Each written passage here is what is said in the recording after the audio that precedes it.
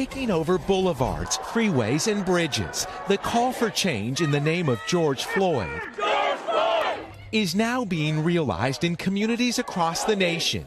In Portland, after violent clashes, the police chief is stepping down, clearing the way for a black chief who is the head of community policing. I'm going to listen. I'm going to care about the community.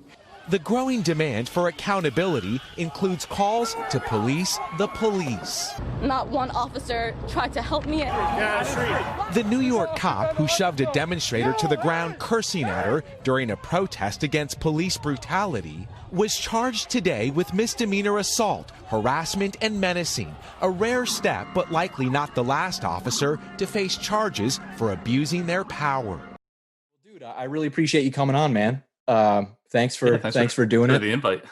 Yeah, of course, dude. Well, I think the biggest reason that I wanted to talk to you is because I feel like we're kindred souls from the standpoint that like somehow, and I'm assuming this to be true. You can tell me if I'm wrong, but I think we're both two guys on the East Coast that somehow ended up getting obsessed with like Milky Way photography. Unfortunately, because it's like we live in like the shittiest possible place to do it. And maybe that's why we're so excited about it, because it drives us to like go somewhere else because we can't see here that often and we take it for granted. Yeah, I think that's very much the case. I would wonder like how many people that are photographers that grew up in a place like Utah or Arizona or something, or whatever, Northern California, any one of those kind of iconic,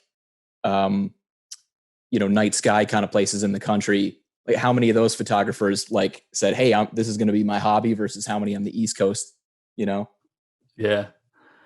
It is too. Like people, I guess, that are out West, they're always like, I want to photograph New York City. I always get a lot of people that visit from like other countries. And my one friend comes from France and he's always wants to go to the city and check that out. So you get a lot of that too. But then I'm like, hey man, we got to go out into the wilderness so you can see the night sky. Yeah, that's so true. I think it's just like you always want to take the photos of like the iconic places because, or iconic images or whatever, because chances are you saw them at some point on like Instagram or whatever. And then you kind of said like, oh man, I want to do that. Like I fall into that trap too, right? Like, and it's like one of those funny things where I feel like I'm trying to get out of that now. Like I've reached the point where I'm like, all right, what's the point of just showing up and finding the exact same composition and taking that image? Like now it just feels hokey to me. So now I'm like, well, how do I do unique shit? I fall into that same trap. And recently, maybe like a month ago, I was going to North Carolina, and with this whole quarantine, they wouldn't let me onto the Outer Banks. And I had this whole plan, to photograph Cape Hatteras and do some time lapse work. And because I couldn't get on there since I wasn't a local, I had to just research areas around me for like a dark sky. Yeah. Couldn't find any reference photos really either. But I found this marsh and I saw one picture of the Milky Way and I was like, all right, that'll do. There was no really good foreground in the photo that I saw. So I kind of went there and explored it. And I took one of my favorite photos of this year there. So sometimes you just get that luck, where you just stumble upon a great location. Now I have people like, where is that spot? Right. Right. Yeah. You can be that guy now. Yeah. So I try and do that too. I want those iconic shots because maybe I could go there and find a different angle, or maybe I feel like I could edit my photo better than that photographer and just make it cleaner or something, whatever the case might be. But then I also, I'm in the same boat where it's just like, I want something different as well. Like I like to find new places or hike to some place that's really hard to get to. And that way some people have it, but very few amount of people have it. Right. No, it's a good point, man. Like sometimes if you can find a place that just happens to be good enough to shoot the Milky Way at, like it's a good enough dark sky. You can come up with your own thing. I guess that's hard to do because if there isn't something that's already iconic, it's like, well, what am I going to frame against the Milky Way? But it's totally true. Like, there's plenty of places out there that just, they're dark. It's like, what can I use around me once I'm there? And I think it's more rewarding too, because it's like, you got to do the thing that like recently I shot, this house, up in Maine that, you know, like it's a somewhat of a known place, but I don't think anyone's ever shot like the Milky Way behind it or anything like that. And I shot that, and I realized after doing it, like how many people were like, wow, like what is that? Where is that? And it's like, it is so much more rewarding when you get to be the first one to do a composition. It's so cool. Yeah, for sure. And because you feel like you're not that you're a trendsetter or anything like that. It's just you're still finding a place that hasn't really been discovered, and it's kind of hard in a place, you know, in a world with billions of people, that you could still find these places that haven't been photographed or, you know, or looked in that viewpoint, that perspective of yours, and to showcase that with the world is pretty amazing. Yeah, totally, man.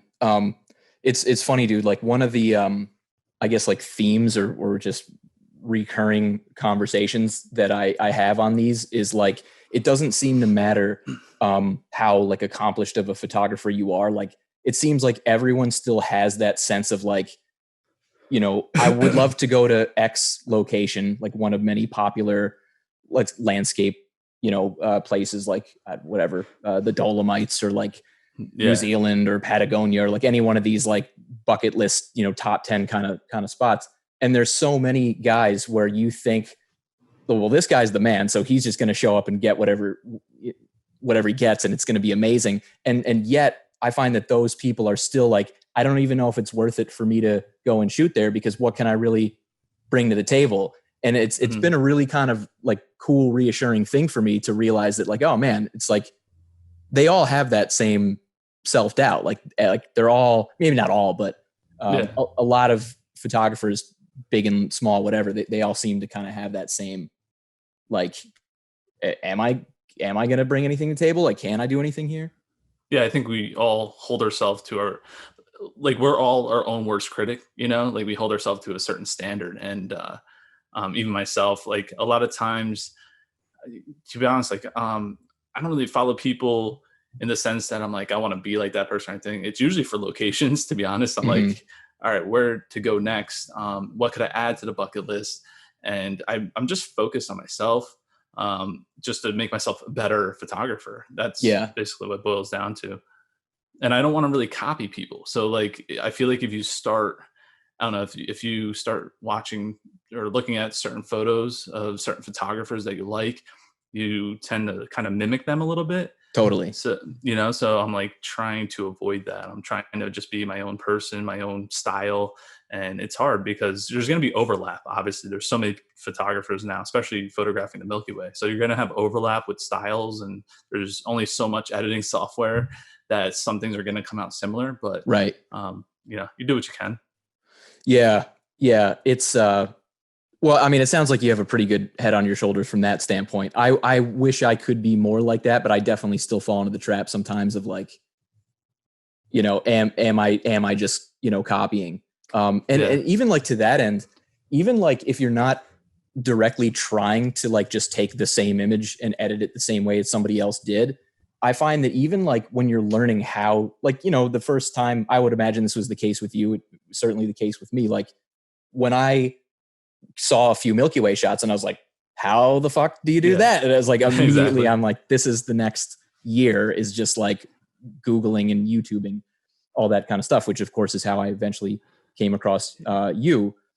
But it's funny. It's like, even in doing that, you kind of fall into the trap of like, okay, well, I want to know how to make, you know, the darker, like shadowy parts of the Milky Way, like pop a little bit more. So you learn a little bit about dodging and burning or whatever. And all of a sudden it's like, oh shit, am I just falling into this trap of like this routine that, well, this is what I'm supposed to do. And like, for me, it always seems like I have to learn those things so that then I can like maybe possibly reject some of them later. But it's like, I don't know to reject them until I like overdo it. Yeah. A classic example I go to with dealing with that same the same ideology as HDR photography. Oh yeah. Remember was it maybe like 5-10 years ago how that just like blew up and everybody started doing HDR everything and pukey colors, you know, just vomit of just oversaturated, too much vibrance.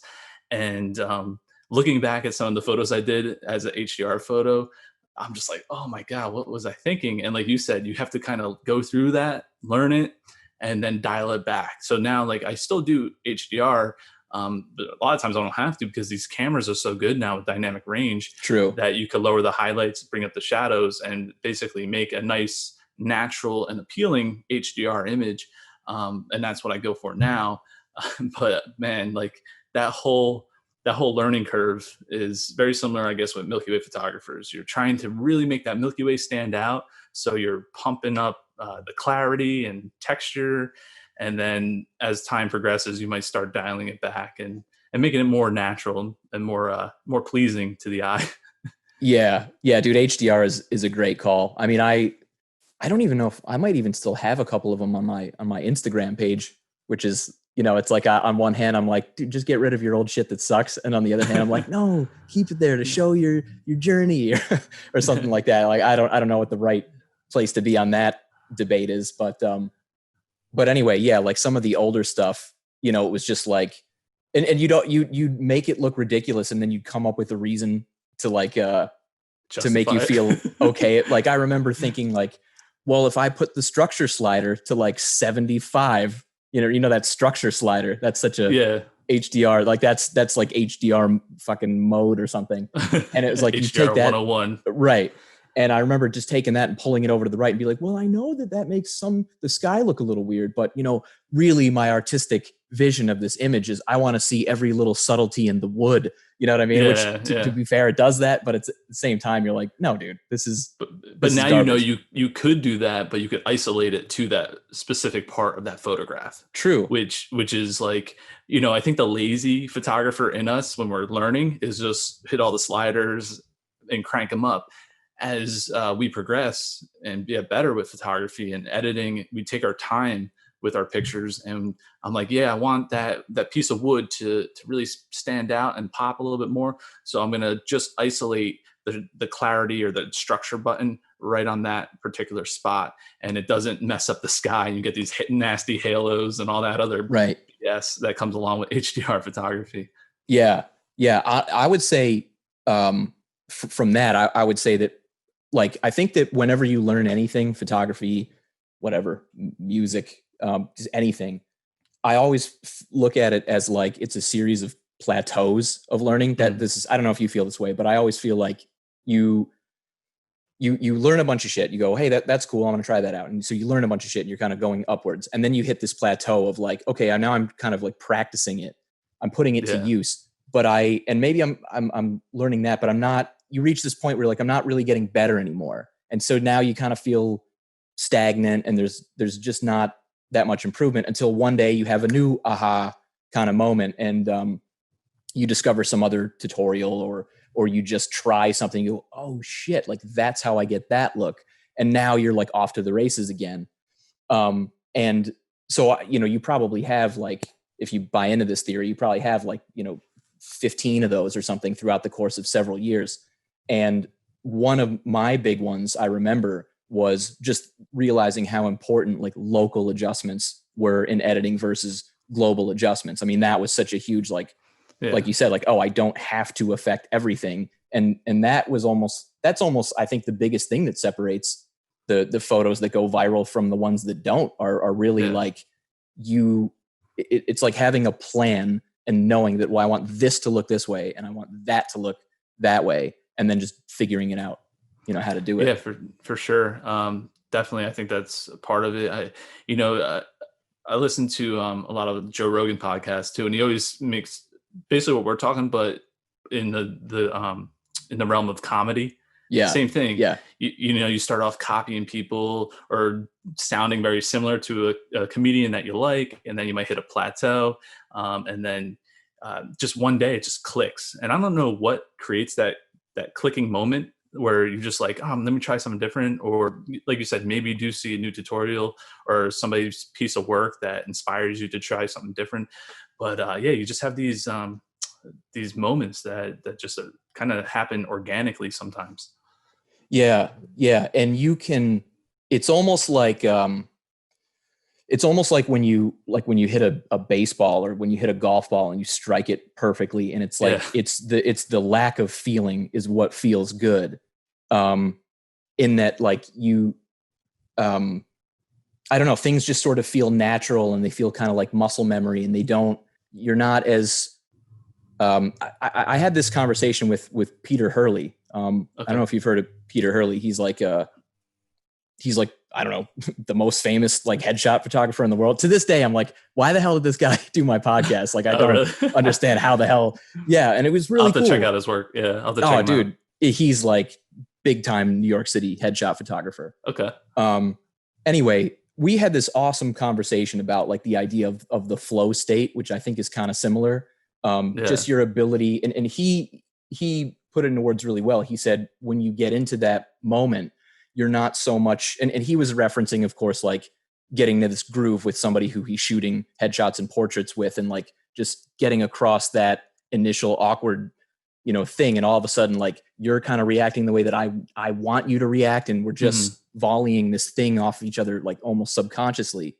And he said, you get over this hump where you're no longer mired in, okay, I have to get a good photo. I'm charging money. How am I going to get away with this? And all of a sudden, like these two people just are kind of in this weird, unexplainable moment. And I think that is the case when you just get better at something. You're just, I don't know, capable, and you don't even know why.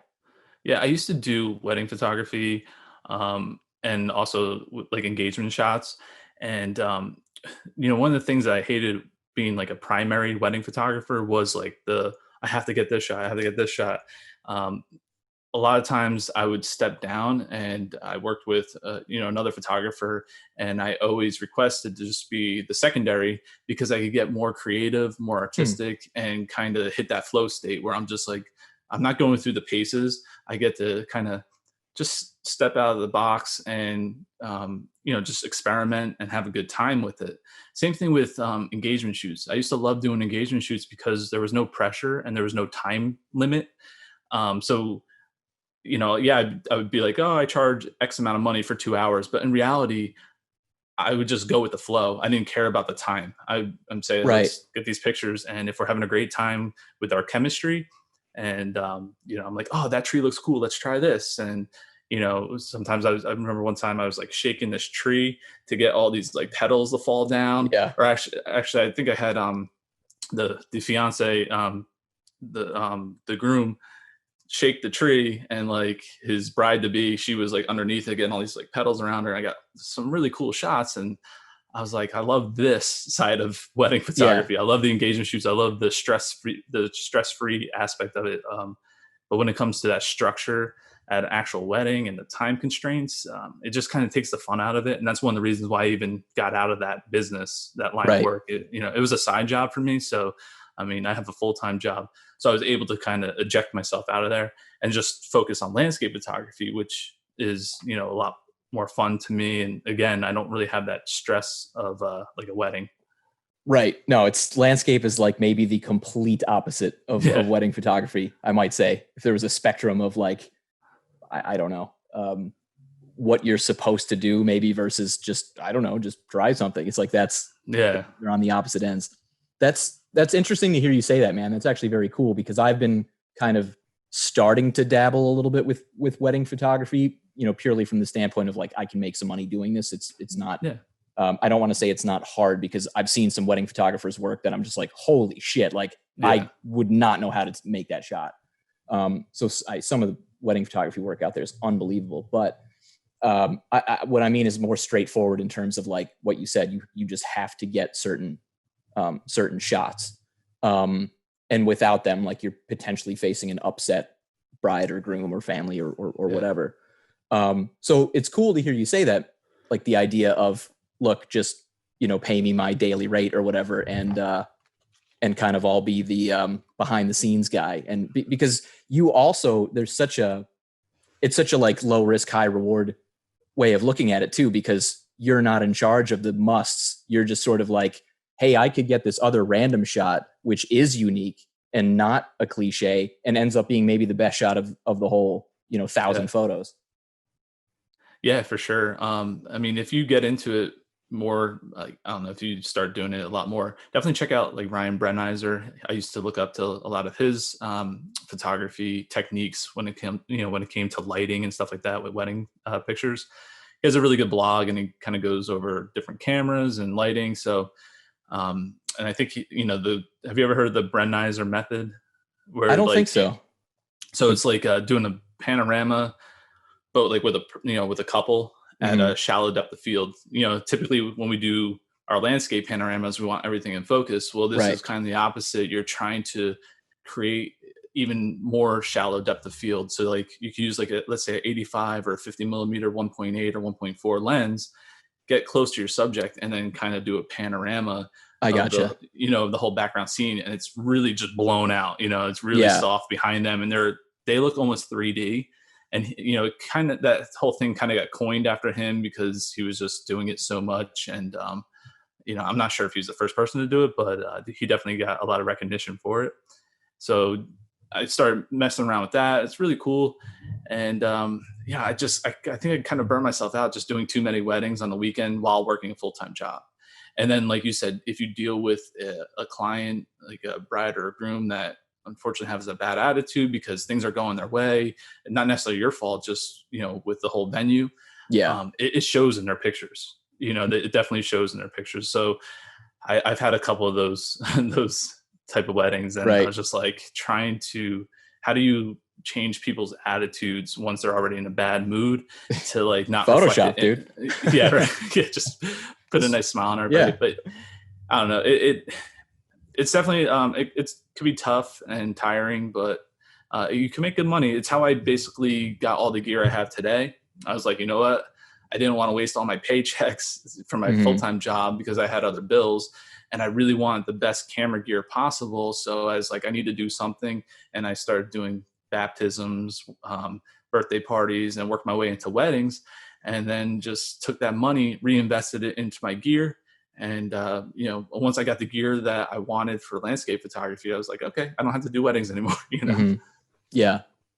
Yeah. It's nice. I think when I don't know that I'm at this point yet that you're talking about, because I'll still kind of like, if someone talks to me about doing a gig that maybe it's not my like usual thing, I still may say yes to it, and it is really hard to, as a photographer, to like be open to a lot of different types of photography because of just one, like, it's just, I think people that aren't photographers get pretty surprised when they find out just how different a skill set it is from like landscape to weddings to whatever, product, photography. It's like, the better you get at one thing, the more you realize how not good you are at another one.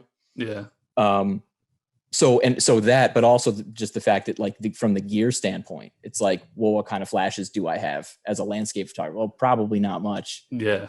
How are you going to, deal with that with weddings or, every like different subgenre of photography seems to have their own, like, well, you kind of need these 10 things. Yeah, absolutely. I sold off a lot of gear once I decided to become solely a landscape photography. I got rid of all my DSLRs. I do have my one DA10 left, but I switched everything to mirrorless just to kind of cut weight. So when I'm hiking in backcountry, I'm saving weight. I have smaller lenses, so I'm saving space. And I sold off pretty much everything that was DSLR related, except for two lenses and one camera body. Now everything's mirrorless. I actually got to put it to the test. I was traveling to Utah 3 weeks ago. I was going to ask you about that. You just got back recently, right? Yeah, I just got back last week. And I'm going to leave this Friday and go back out there. Really? Yeah. No shit. So when I was out there, some of the national parks were still closed. And I got back May 29th. And it's funny because I think some of the national parks are opening like May 29th, the day I got back. So I'm like, God damn it. That sucks. You didn't know until after you came back? Yeah, I knew a lot were closed, but I was like, it's okay because a lot of the pictures I wanted to take were kind of remakes of some old pictures I took when I first got into landscape photography. Like 8 years ago, I did my first road trip out to Utah. And like I went to Corona Arch, which is I think public land, so I wasn't worried about that being closed off or anything. But I didn't like the pictures I took originally from that. You know, as a beginner photographer, I made a ton of mistakes. Like I didn't know how to get a cleaner image. I didn't know how to sometimes focus in the dark as well. So some of my stuff is just slightly out of focus, and it just, you know, it just pains you when you look at it. You're like, I could do that so much better. Yeah. So I was like, let me go back and just redo a lot of my old shots from my first road trip. So that's kind of what I did in Utah. Went to some new locations I've never been to before, like Escalante. And met up with Aaron King. I'm not sure if you interviewed him at all. No, I haven't. Aaron King's, he's a cool dude. He has this page called the Milky Way Photographers Guild. Okay. And basically it's to help, you know, new Milky Way photographers. You could post your pictures, you could get critiques. They do, Zoom calls like this. So I got to meet up with him and we got to do a little collaboration, which I'm actually working on that vlog right now of him and I just going around exploring Escalante. And that's awesome. Yeah, it's pretty fun. Was it weird, like trying, because I know I think most of the stuff, if not all that you've done is usually just you arriving and vlogging about that, right? Have you done like a collaborative thing before? Yeah, I mean, it wasn't too weird because he does tutorials now too and vlogs on his YouTube channel. But my thing is, like, when I got it back into photography like 7-8 years ago, I joined groups like a lot of people do, photography groups, and it didn't really last that long for me just because I do like to go solo. I don't like to have the same pictures as everybody else. I want something different. And I notice I'm going out with this group of people. First off, it's just hard enough trying to get people to agree on like a place to go and a time. Right. So there's that issue. And then the second issue was when we got there and we go to look at the pictures, you know, the following week at the group meeting, I'm like, cool, mine looks exactly like that one, you know? So, and we're all trying to fight for the same spot, you know, the same, I'm going to put my camera here. And then this person's like literally right next to you, on top of you. And it ruined the experience for me. So that's why usually I like to go alone. But I don't mind like one or two people joining, you know, like a small group. Right. Yeah. It's funny that you mentioned that because I tend to not do a lot of those like group meetups, and it's not, it probably makes me seem like an asshole or something. It's not like I'm antisocial, but, it's almost like the kind of lack of control that you have in that, where it's just like, well, what if I just want to do this or something? And now I've got to be that jerk that's like not with the group or something. Like just having the same shot as everybody else. So for whatever reason, most of them I don't end up going with. And like you, I would rather just like have a couple buddies just like, hey, let's go do this. And then it's like, everyone kind of knows the deal. Yeah. I had one last year where it wasn't that bad, like, but there was this one moment where we were kind of like in this, it was at the shore, and we were in this like little, when you're like walking onto the beach, and there's usually this little like ramp kind of area, and like sometimes it's fairly, narrow. Yeah. So we were kind of shooting like through that, like in the Milky Way, kind of lined up like in the middle of that path. Gotcha.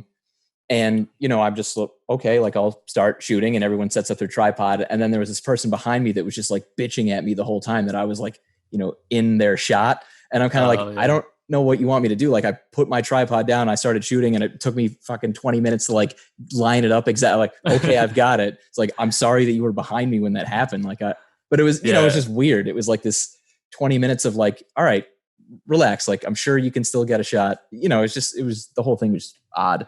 Yeah, I exactly. I don't want to deal with that. Even if it's one or two people, you have to be courteous to that person too. Cause even when Aaron and I were shooting together, it's like, hey man, are you doing exposure? Like, yeah, I am. Okay. Cause I need to turn on white light or red light, and I don't want to mess up your shot. So I had, you have to wait, you have to be, courteous of that person's exposure, so you're not messing them up. And then, I like to do really long exposures for my foreground to kind of illuminate it sometimes. Yeah, same. So if I'm doing a 5-6 minute exposure, now I gotta be like, yeah, don't do any light. Just don't move for 10 minutes. Yeah, don't do any light painting for 6 minutes. And Yeah. I don't want to be a burden to somebody, and I don't want them to be a burden to me.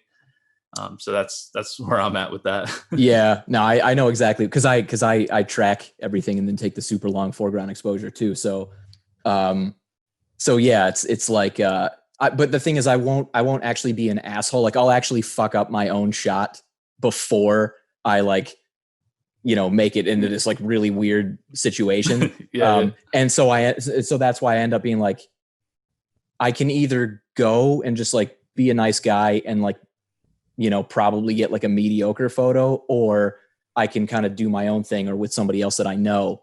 And like, okay, now I'm able to do this. Like, oh, hey, you know what? I won't turn my shutter on for 4 minutes. I'll just do 2, because, 2 seems reasonable, and you like, you shortchange yourself. And even on this trip, so my girlfriend went with me, and I have to take care of her needs too, so like there could be a spot where I'm like, oh, I want to stay out all night, but now I got to get her to the hotel at a reasonable time. So I'm cutting myself short, and she's a girl, not that there's girls that aren't afraid to do this, but it's like, I need a place to poop, Right. So like, yeah, that's not her thing. Like, yeah. So camping out in the wild without a restroom, it's kind of rough for her, so I have to accommodate her. And so it makes it a little difficult, even bringing a friend along that's not a photographer. Not like, she'll kind of hang out in my car. I have like a bed in there so she could kind of take a nap or whatever, but I still have to be like, all right, I got to cut this a little short, Yeah. It's like your photography is kind of the enemy of like, it's like you feel kind of like you have to entertain the other people around you on some, not entertain them like it's all about you. I just mean like, you just have to be a social person. And like, I always find that it's really hard to do both at the same time. It's really hard to like, hey, there's a family vacation coming up. And so, like my input is usually like, well, could we schedule it on the week of the 20th? And it's like, why? Like, because that's the new moon, or, it's I may not have that much input about it like otherwise. Right.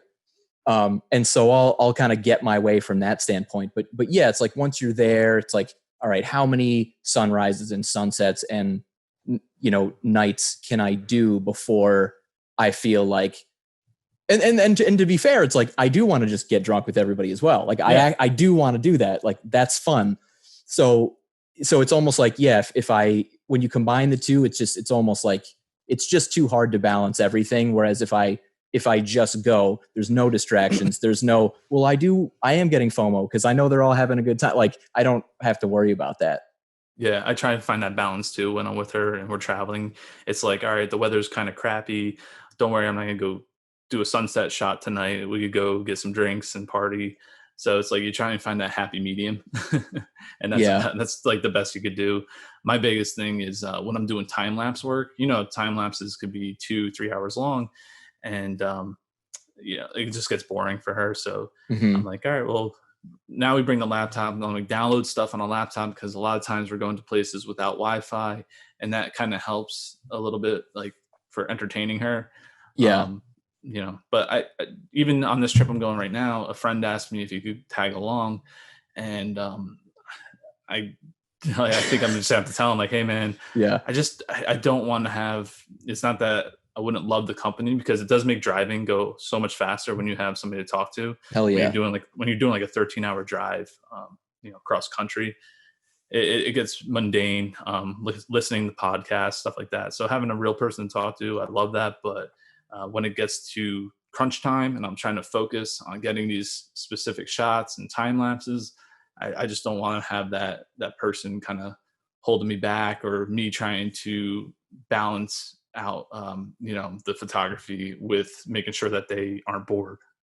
Yeah exactly. It is like a weird thing, and I would imagine that a lot of other photographers that can relate, because like once the bug hits you, like once you start getting obsessed, you just start looking, and in a way it is kind of sad. Like, it's too bad that like I am less, I mean, when I first started getting into doing photography of like vistas and just like cool areas like that, it was really good for me and I still think it's good for me, but it was really good for me because I was able to be more mindful about the world around me. It was like I paid more attention to clouds and I paid more attention to the sun and like the wind and stuff. And it was like a very, I don't know, it felt good. It felt organic and right.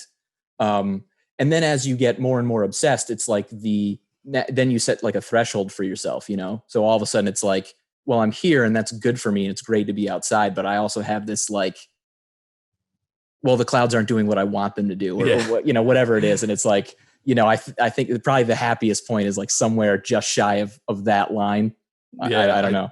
I've definitely hit that before. Like I've been in the same boat where I'm driving. I'm like, oh man, that sky is beautiful. Like I wish there's a place I could pull over with a nice foreground to kind of get the whole scene. But it's always when you're driving too, and you're on like a highway, and you're like, oh, there's nothing here to make this beautiful sky like go with the beautiful foreground.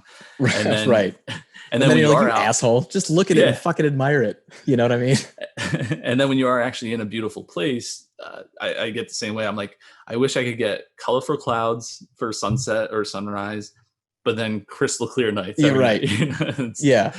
It's a dream world. Yeah. And not just clouds, but like the high, like wispy, like the ones that get good. And so I need that. And I need like a decent amount of them. Like I need enough to where I can't get a Milky Way shot. And then as soon as that's over, I need crystal clear. Yeah. I actually had a couple of days like that in Utah, surprisingly, where I got a couple.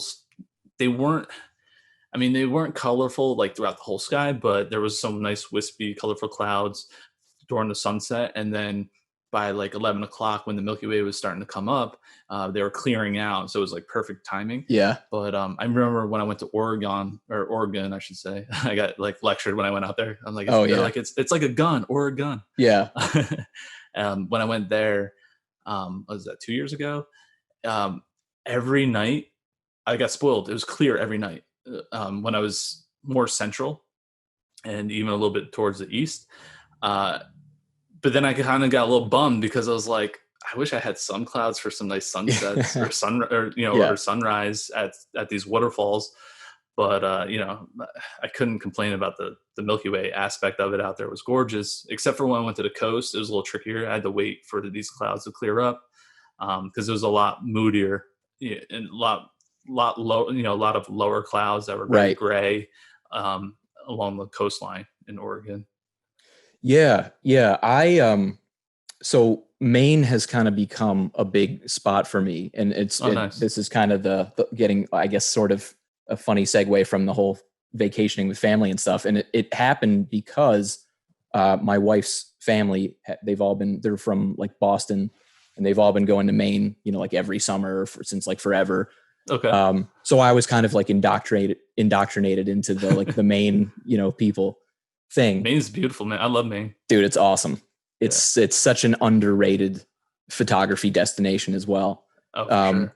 I think people are just like, oh, right. Yeah, I've seen a couple lighthouse shots, and it's like, yeah, it has that, but there's other, the night skies are pretty good. Like it's to me, it's like the closest place to kind of a Pacific Northwest type of scene that's, on the East Coast. That's kind of how I look at it. But I bring it up because, like, to your point about, doing night sky stuff on the coastline, it is really hard to do because you get that salty, like brackish quality of the air. And it's always like that first, I don't know, like 10 degrees or so off of the ground, where it's almost like, you've got this great, perfectly exposed Milky Way, and then it goes down, down, down. And then, oh, what happened? There's just like a little censored, bar like above the coast. And the last time I was there, I got a couple nights where there was just nothing there. And I was like, I've never even seen Maine like this before. It was just, I think it was just cold. The colder nights. That's what I was going to say. Probably cold. Well, we were there in April. And that was the most like off season that I had ever been there. And so at night it was still like 30 something degrees. Oh yeah. And just dry, like 30 degrees and dry. And it was just so awesome. It was like, I don't think I've ever seen the sky like as black as I had seen it in April. It makes you wonder what it looks like in, January or something. Yeah, for sure. I love Maine. I go there quite often. Where are you located? You're in Boston, you said, or I'm in Philly.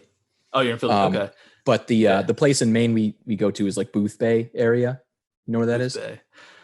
So I typically go a lot to like Bar Harbor. Okay. Yeah. Is it It's near like an hour there? away. Okay. Yeah. Yeah, I love it there. There's a few compositions I've yet to shoot at Acadia National Park, so I definitely want to go back. I might go there. Actually, I might go there mid-July. So I'm not sure Okay. if you're planning on going there anytime soon, man. If you want to join me or Yeah, something. dude. I mean, I'm always looking to get out with some people. Like I said, I mean, I don't do it that often, so I would like to. In Maine, the thing that happened this year with Maine was that my wife's family, they like her mom and stepdad bought a house in Southport. So like usually we would like rent a place, and you know it was sort Okay. of at the behest of like the person renting it, and like that was kind of it. But now that there's like a place, it's like I have this spot that I can just go to. And ironically enough, if you look up Southport on the map, it's like this peninsula, and then the southernmost point of Southport, there's like nothing else. It just points like straight south, and there's nothing but ocean. Oh, And nice. their house is at the bottom tip of Southport. So it's like, I mean, granted, I'll eventually get bored of shooting there, but for now, it's like you show up, you go to the backyard, and you're like, oh, there's the milk. Like, there's nothing in the Yeah. way. There's a No couple light of pollution. lighthouses. Yeah. Yeah, I mean, it's really like an amazing location, and there's a bunch of cool spots. Like legit, like you would look to shoot there if you weren't there. Okay. Type of spots, but now I can kind of go there, and I can just be like, all right, now that I'm here, like, how far up the coast do I want to go? So now I'm like inspired to look at all these other places. Yeah, I need to go more inland in Maine, because I've yet to kind of explore. I'm always going to the coast, so I've Right. yet to really explore some of those, yeah, like some of the national parks and stuff like that, and see like a giant moose. Yeah, I still You know? haven't done that. I've been there so many times, and I still haven't seen a goddamn. Yeah, moose. I've never seen one either. I've seen videos of people taking them, but I've yet to personally experience that myself. I've only seen one, I think was in Wyoming, I believe it was a moose, Mhm. and that was it. My wife and I, like, I guess 3 or 4 years ago, we went to Baxter, Okay. Baxter State Park, which is like kind of up in the center north part of the state. Maine, right? Yeah. Yeah. And that's my only experience ever, like not being like kind of more where people are at. And that was wild. And it's kind of a funny story, I guess, when we were there. It was the hands down worst mosquito experience I have ever had. Like it was, Really? my brother-in-law, when I would tell him the whole story, I mean, when I really go after this story, it's like an hour-long rant, you know, but, like when I was telling him, he was like, so it was as if through this veil, this like shroud of mosquitoes, you could see the good time that you were supposed to be having. And I'm like, yes, exactly. It was such a beautiful place, dude. We found this, I like spent a while researching like the different campsites that you could go Okay. to. And I wanted like the really like the backpacker, a trail, you know, I didn't want to just go to like the typical campsite. So it was like a decent hike in, you know, you get to the state park, which is like, it takes forever to get there. It is truly in the middle of nowhere. And I think the hike in was, I don't know, like 5 hours long, and it's like kind of rough, you know, a lot of rocks and, you know, just kind of a shitty trail. Okay. But it was like, it was such a beautiful location, dude. The campsite was like right next to this beautiful pond. I don't think there was anybody else there. You could hear like the loons in the morning and stuff. Like it was amazing.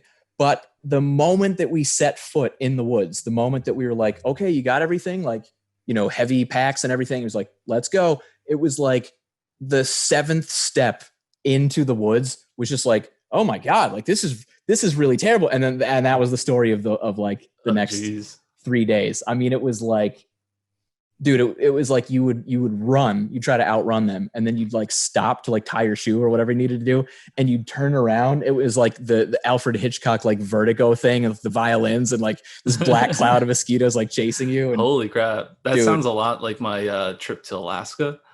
So I was in Seward, Alaska. I think it was Seward, and we were hiking up this glacier, or like along the side of this glacier. It wasn't mosquitoes though; it was flies. Like So black flies or yeah, I guess they're black flies. But they would just swarm you, and they would like land on you, and like it would be like a beekeeper, you know, it's like covered. seriously that bad? Seriously, it was that bad. They would land on you, and you'd have to like shake them off, or same thing. You keep walking because as soon as you stop, they land on you. So you have to keep on walking. They'd be trailing behind you. We ended up. It was kind of raining a little bit, so we ended up putting on our ponchos. But even if it wasn't raining, we left the ponchos on just to like kind of like cover up as much as possible, Dude. because they're just so annoying, like buzzing in your ears and all around your face. That was like the worst part of it. And then another time going with mosquitoes. Have you been to North Carolina before? Yeah. So Yeah. Have you been to like Bodie Lighthouse? No, I haven't been there before, but I've been like it was like a golf course community. I can't like what's the one sound, the sound Albemarle Sound? Is that what it's called? I can't remember, but it's like a swamp lowland kind of place. So it's like the mosquitoes are terrible there. Really? Yeah. So I was there taking pictures of the Milky Way. The first time I was there, I was getting torn up. I had to put like a heavy coat on. So I was sweating through this coat like crazy. They're biting me through my pants. And I went home and I immediately bought like a full netted like outfit, face, arms, everything. Went back maybe like a year later, same thing. It was around 55, 60 degrees at night. So it was just warm enough for them to be out and annoy the crap out of me. Yeah. But this time I was netted up. So I was pretty golden, and not getting bit, except my hands were exposed. So it looked like my hands had chicken pox because the next day, because of all the bites that I had just on my hands. The next night I went to Cape Hatteras. Luckily it was like 49 degrees or something like that. It was like just under 50 degrees. It was just cold enough that there was like no bugs in sight. Either that, or maybe they just had, maybe at Cape Hatteras, they spray the lawn or something, and it's just less mosquitoes there. I'm not sure, but dude, it was so bad. It was like chicken pox everywhere. Dude, that is the worst. I mean, I'm sure there's some, you know, adventurer type of people out there that are like, but it's sorry, I'm a bitch. I don't know what to tell you. Like, I hate, I mean, yeah, like you said with your hands, it was like, dude, like somehow my wife was wearing, like, she wore like yoga pants or something. And I was like, babe, like what, you know what I mean? Like we're in like a spot with like, this is not a yoga pants situation, you know? And it was like a cotton shirt or something. So she's like, everything's just drenched, you know, in sweat because it was super hot and humid and muggy. But then, like you said, you couldn't take anything off and everything was biting her through the yoga pants. And I remember like maybe later that night, we got the fire going and they were still around, but it wasn't as bad once it was dark and we had the fire. It was enough to where you could like, all right, I got some sanity right now. And just like looking each other over, and it was like the grossest. Like we looked like two lepers. The worst. I can only imagine people like scientists and like indigenous people in Amazon, like the Amazon rainforest. Yeah. Oh, like the amount of mosquitoes they have to deal with there. Yeah, seriously. That's why those guys started, drinking ayahuasca because they couldn't fucking take the mosquitoes anymore. They're like, I'm going to have to just trip my balls off in order to deal with this nonsense. Yeah, I guess the people that live there, they just get used to it. Maybe, maybe their skin just develops extra layers. She'd be like this reptilian, like leathery calluses all over them. Because you know how like I think there's 4 layers of skin, and then you have 5 on your palms of your hand and on the bottom of your feet. But you know, like if you, I don't know, like I used to skateboard a lot, so you have a lot of scar tissue and stuff. Right. You build up, like you don't even feel it anymore. Like on my elbows, I've hit my elbows so many times, I don't even feel it like a pinch or anything on it. So I wonder if they're just so used to it, they just don't feel it. It could be. Maybe they just get bored of eating the same food. You know what I mean? Yeah. Maybe they're just like, you know, these damn tribal people, like, where are my white people at that are going to come over here and like, you know, we want some white meat. Yeah, right. Some fresh blood. Right. Yeah, maybe that's what it is. They have a lot of sugar in America. They come over there like their blood's sweet as hell. Yeah. I do wonder like how come some people end up getting bit like way more than other people? Is there any like science on that is out there? I haven't. I mean, obviously, like I haven't researched this topic. I mean, I'm not sure asking if you. You need to yeah, know. yeah. I'm not an expert in the field. I mean, could it be body odor? Could it be, like I said, uh, the melanin in your skin, thicker skin? Um, who knows? There's probably a bunch It's of different weird though, right? variables. Yeah. Like, because you ever like go out with some people and it's just one of those like summer nights, you're hanging out on someone's porch or something. You're and the it's only like, person doing this, and everybody else yeah, is fine. And you're just like, what the heck? yeah, yeah. I wonder what the deal is with that. It could be body odor. That it might be something like that. I had this theory a while ago that I'm diabetic. I have type 1 diabetes. I got it when I was a kid.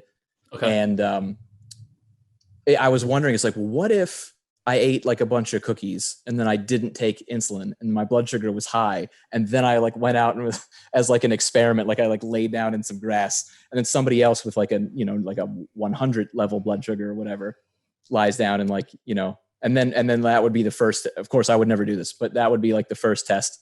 And then the next one was like the next day I would like have like a good blood sugar. I would take my insulin and then I would lay out there and see if that would make a difference. Who knows? I've seen a test on the news where the news anchor sprayed himself with different levels of like DEET, so like and maybe like other products that were not DEET. And I think the DEET product was the best one, but it also is like the worst for your skin. Right. It's the most like toxic. Yeah, that's the one where they always tell you not to put it on like your clothes and your gear. I thought you would put it on your clothes. Don't put it on direct skin because like it could like burn you.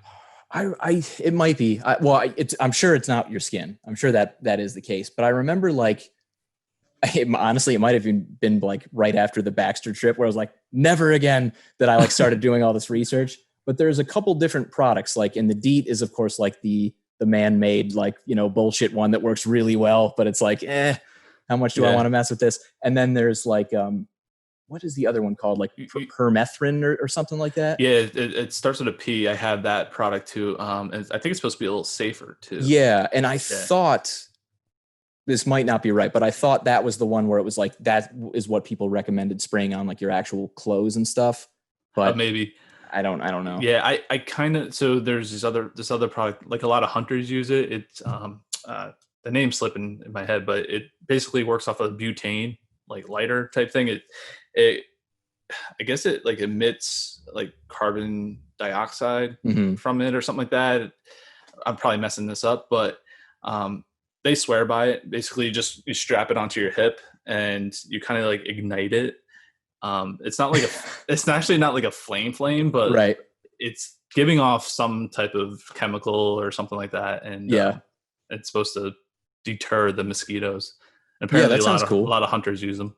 I'm gonna look that up because as soon as you said that, what I thought you were gonna say is it's like butane and you just like rub it all over your body. That's what I thought you were gonna. And then just light yourself on fire. Yeah, you just you go right. Once there's 100 mosquitoes and you're just like fuck it, you just set yourself on fire and you die and that's it. You never have to get. Yeah, because you know the joke where it's like, oh, there's a spider in the house, set the house on fire. Set the house on fire. There's a bunch of mosquitoes on you, set yourself on fire. Yeah, pretty much. Well, that is what it feels like. Dude, the fly thing really freaks me out. That's so annoying. I bet it was probably black flies because when I was figuring out like where I wanted to go in Baxter when this whole thing happened, of course, everyone was talking about black flies and if like there was no mention of like mosquitoes, I'm like, oh, great. And when I went, the black fly season had just ended. But I remember that was a really popular thing about like, oh, you don't want to go when the black flies are there. So I avoided them and maybe that was the same thing.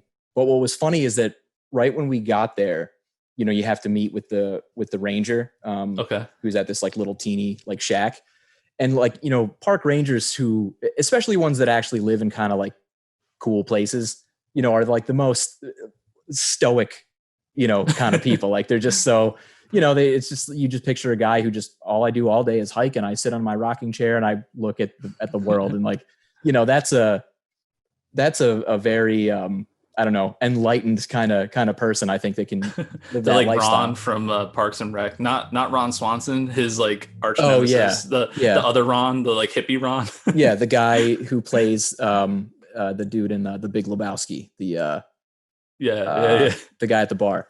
What the hell's that guy's name? I'm bad with actors' names, so don't ask me. well known guy. But anyway, Yeah. Yeah, like, so that guy, it was like one of the first things out of his mouth was just like, I hope you brought plenty of bug spray, because like this is the worst year of mosquitoes I've ever seen, or something like that. And it was like, I remember thinking like, okay, yeah, they'll be bad, like what, it'll be fine. But like, good to know that, I thought he was just kind of doing me a favor. But it's like, the fact that that person who you would expect a guy like that who's probably not even going to mention mosquitoes, he's just going to be, all right, don't get eaten by a bear, have a good time. Like, he's not going to be concerned with bugs. But even he was like, dude, it's going to be bad. Like, you're really going to have a bad time. So this was like a backcountry trip you were doing? Yeah. Yeah. So there's a number of places that you can go to in Baxter that are kind of more, I don't remember if they're just like drive up. They're probably drive up, like, larger spots. And then there's maybe, I don't know, like 12 or 16 or something backcountry routes that you can go on. And, for me, it was like, that was why I was going to a place like Baxter. I wanted to I wanted the right by the calm pond, and like, maybe I can get a little Milky Way reflection thing, and like a mountain, and, I can have my Oregon or Colorado experience like right here in Maine. And like I said earlier, what my brother-in-law said, it was like, and I could see that, it's just that there was this black cloud of mosquitoes, in my way. But anyway. How many nights were you out there dealing with that? We either did 2 or 3 nights. I don't remember. And it took some arm twisting to get my wife to like stay. Like, you could tell it was like, it was fairly quickly that, she kind of, and she's actually pretty good with stuff like this, to be honest. Like, she's cool with it, but it didn't take long for kind of like that first look of like, okay, this look isn't, we're getting out of here. Like, I need to go.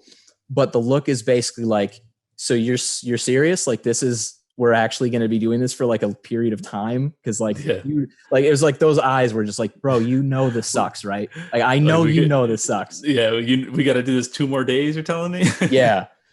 And, but she was cool with it, and we made do. But, I remember when we were walking back to the car, so we did that, whatever it was, like, it was a lot less than a 5-hour hike coming back. I'll tell you that much. Like, cause we were just like, we're getting our shit and we're fucking running. We're getting the hell out of this place.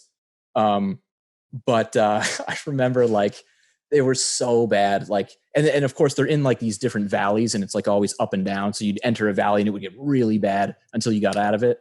And I remember like, I don't know, like a bunch of stuff also happened where like something happened to somebody's pack or whatever. And it was like, we had to fix it. And like, as you're fixing it, you're just being bit 1,000 times. And like, we're nearing like the stretch. And then Katie, I think she like fell, or she like rolled her ankle or something, like just one of those weird, like there was a branch right there and you couldn't see it. And she kind of rolled her ankle, and it was like, we had been going pretty fast, and I'm like trying to like, hey, or do you think you can walk, or like, are you good? And like, kind of, being empathetic and helping her, but at the same time looking this way and seeing the fuckers getting like closer and closer to me. And they're like, right, so you can walk, right? Like, we can go, like desperation increasing. And I don't know. I think I even like, she had like her arm on me, and she was like limping out of it. And it was, dude, it was like a backdraft. It was like backdraft or something. Get out of here. Leaving, and like the explosion of fires like looming behind us, and we're like jump into the car. And I think she even said like, go, like when we got in, because they were like still chasing the car. I mean, it was literally we had that moment, my girlfriend Janelle and I, we had that moment when where the heck were we? I think it was near Joshua Tree. Well, at Joshua Tree, we were camping one night, and same thing, it was kind of buggy. And I was like, oh, it's higher elevation, it should cool off temperature wise, that should keep the bugs down, but it really didn't. It was like, I don't know, upper 70s at night. So sleeping, I mean, it wasn't that hot, but it was just like uncomfortable a little bit. Yeah. So the next night I was like, all right, we'll get a hotel, but I think we went to, there's a location there, if my memory serves me correct, there's like, what the heck are they, the little cactus um, the cholla cactus, I think they're called. I might be pronouncing that wrong, but anyway, bunch of bees there. Like there's like a cool little section where you could walk around all these cacti, and but just swarming with bees. They're not going to bother you, but the problem was they were like attracted to the water underneath your car that was dripping from like the AC unit. Right. So they would like swarm around your car.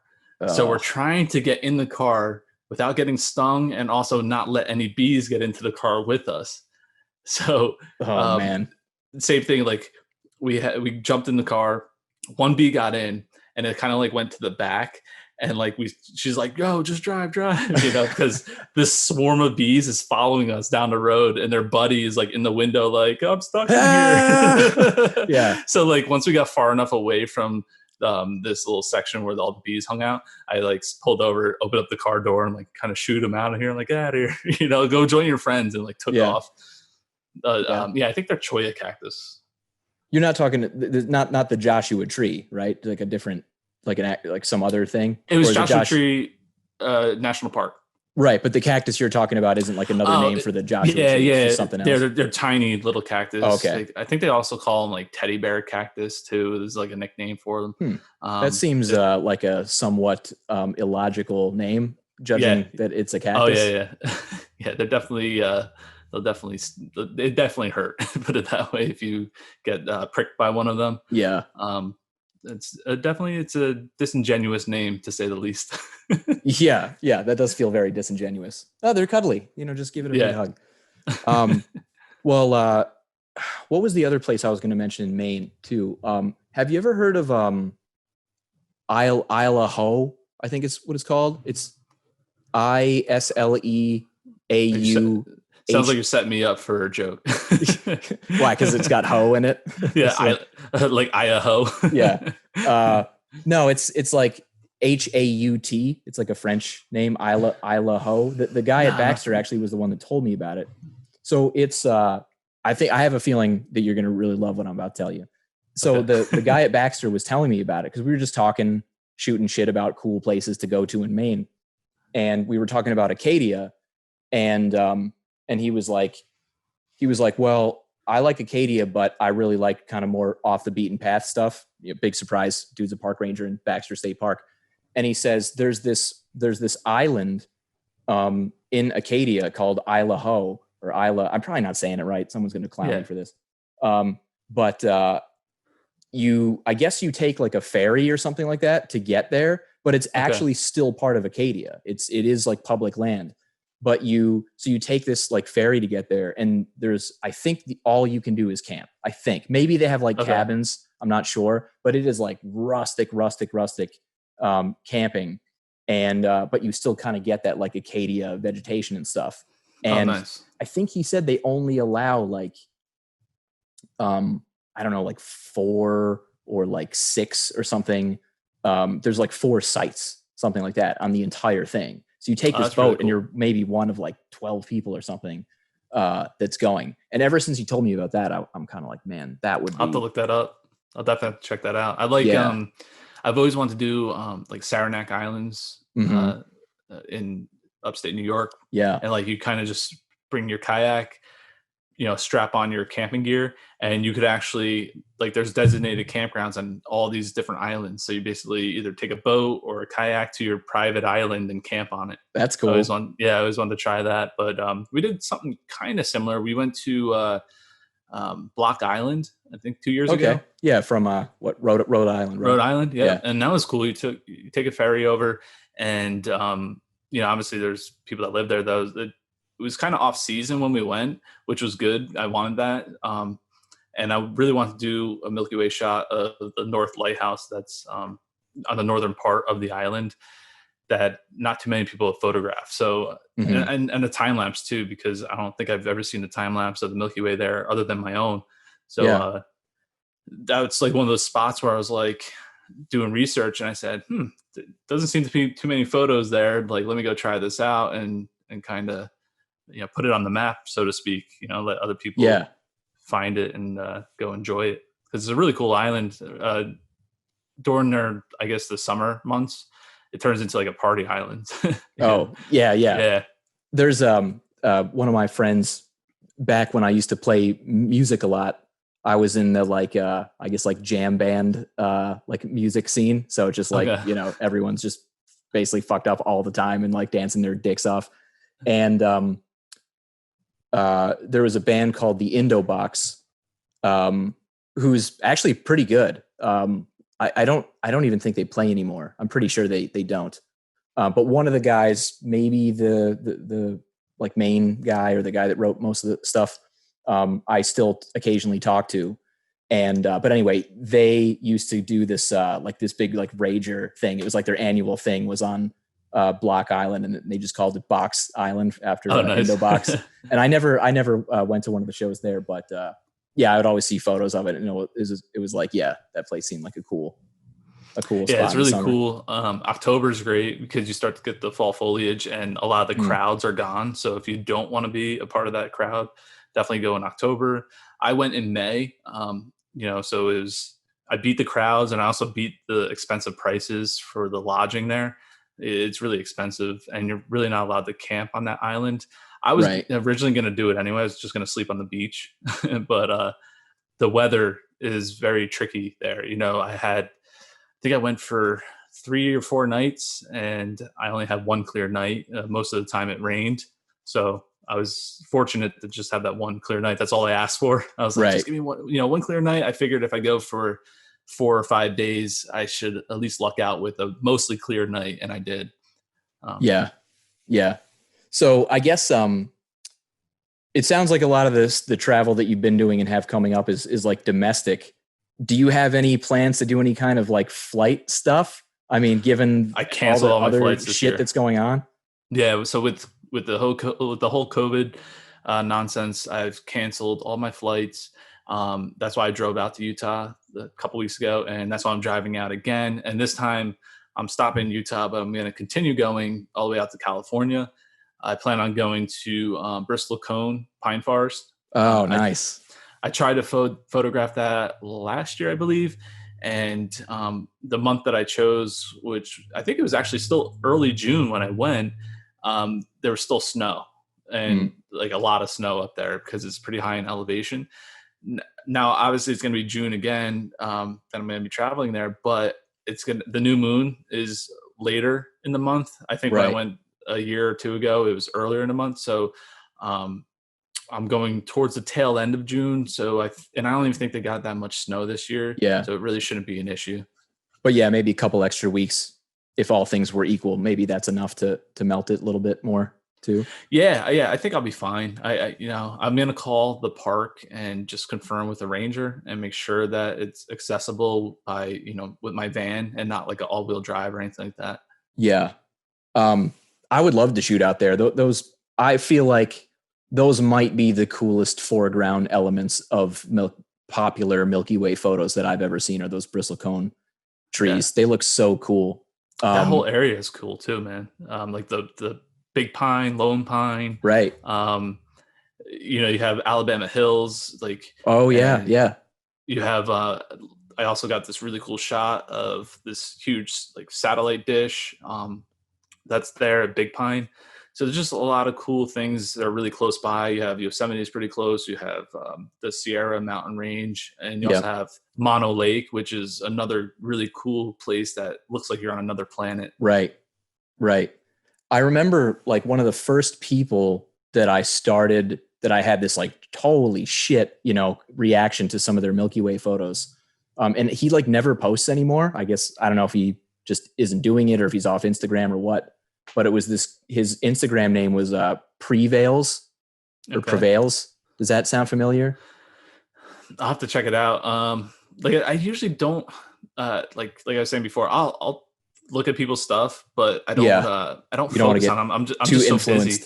Yeah. Not even that. I mean, there's that aspect, but I'm just so busy, like trying to come up with ideas for content for other, for people to enjoy, like, my vlogs, my tutorials. I'm like, all right, well, what's the next tutorial? Because like, how many tutorials can you do about the Milky Way? So it's kind of, there's that challenge of it. Yeah. Well, anyway, this guy, he was like the first person that I knew that was using, and Jesus, I can't remember the name of the software now, which is killing me. What's the really advanced, like, almost like MS DOS prompt looking software for space? You know what I'm talking about? It's for PC. Yeah.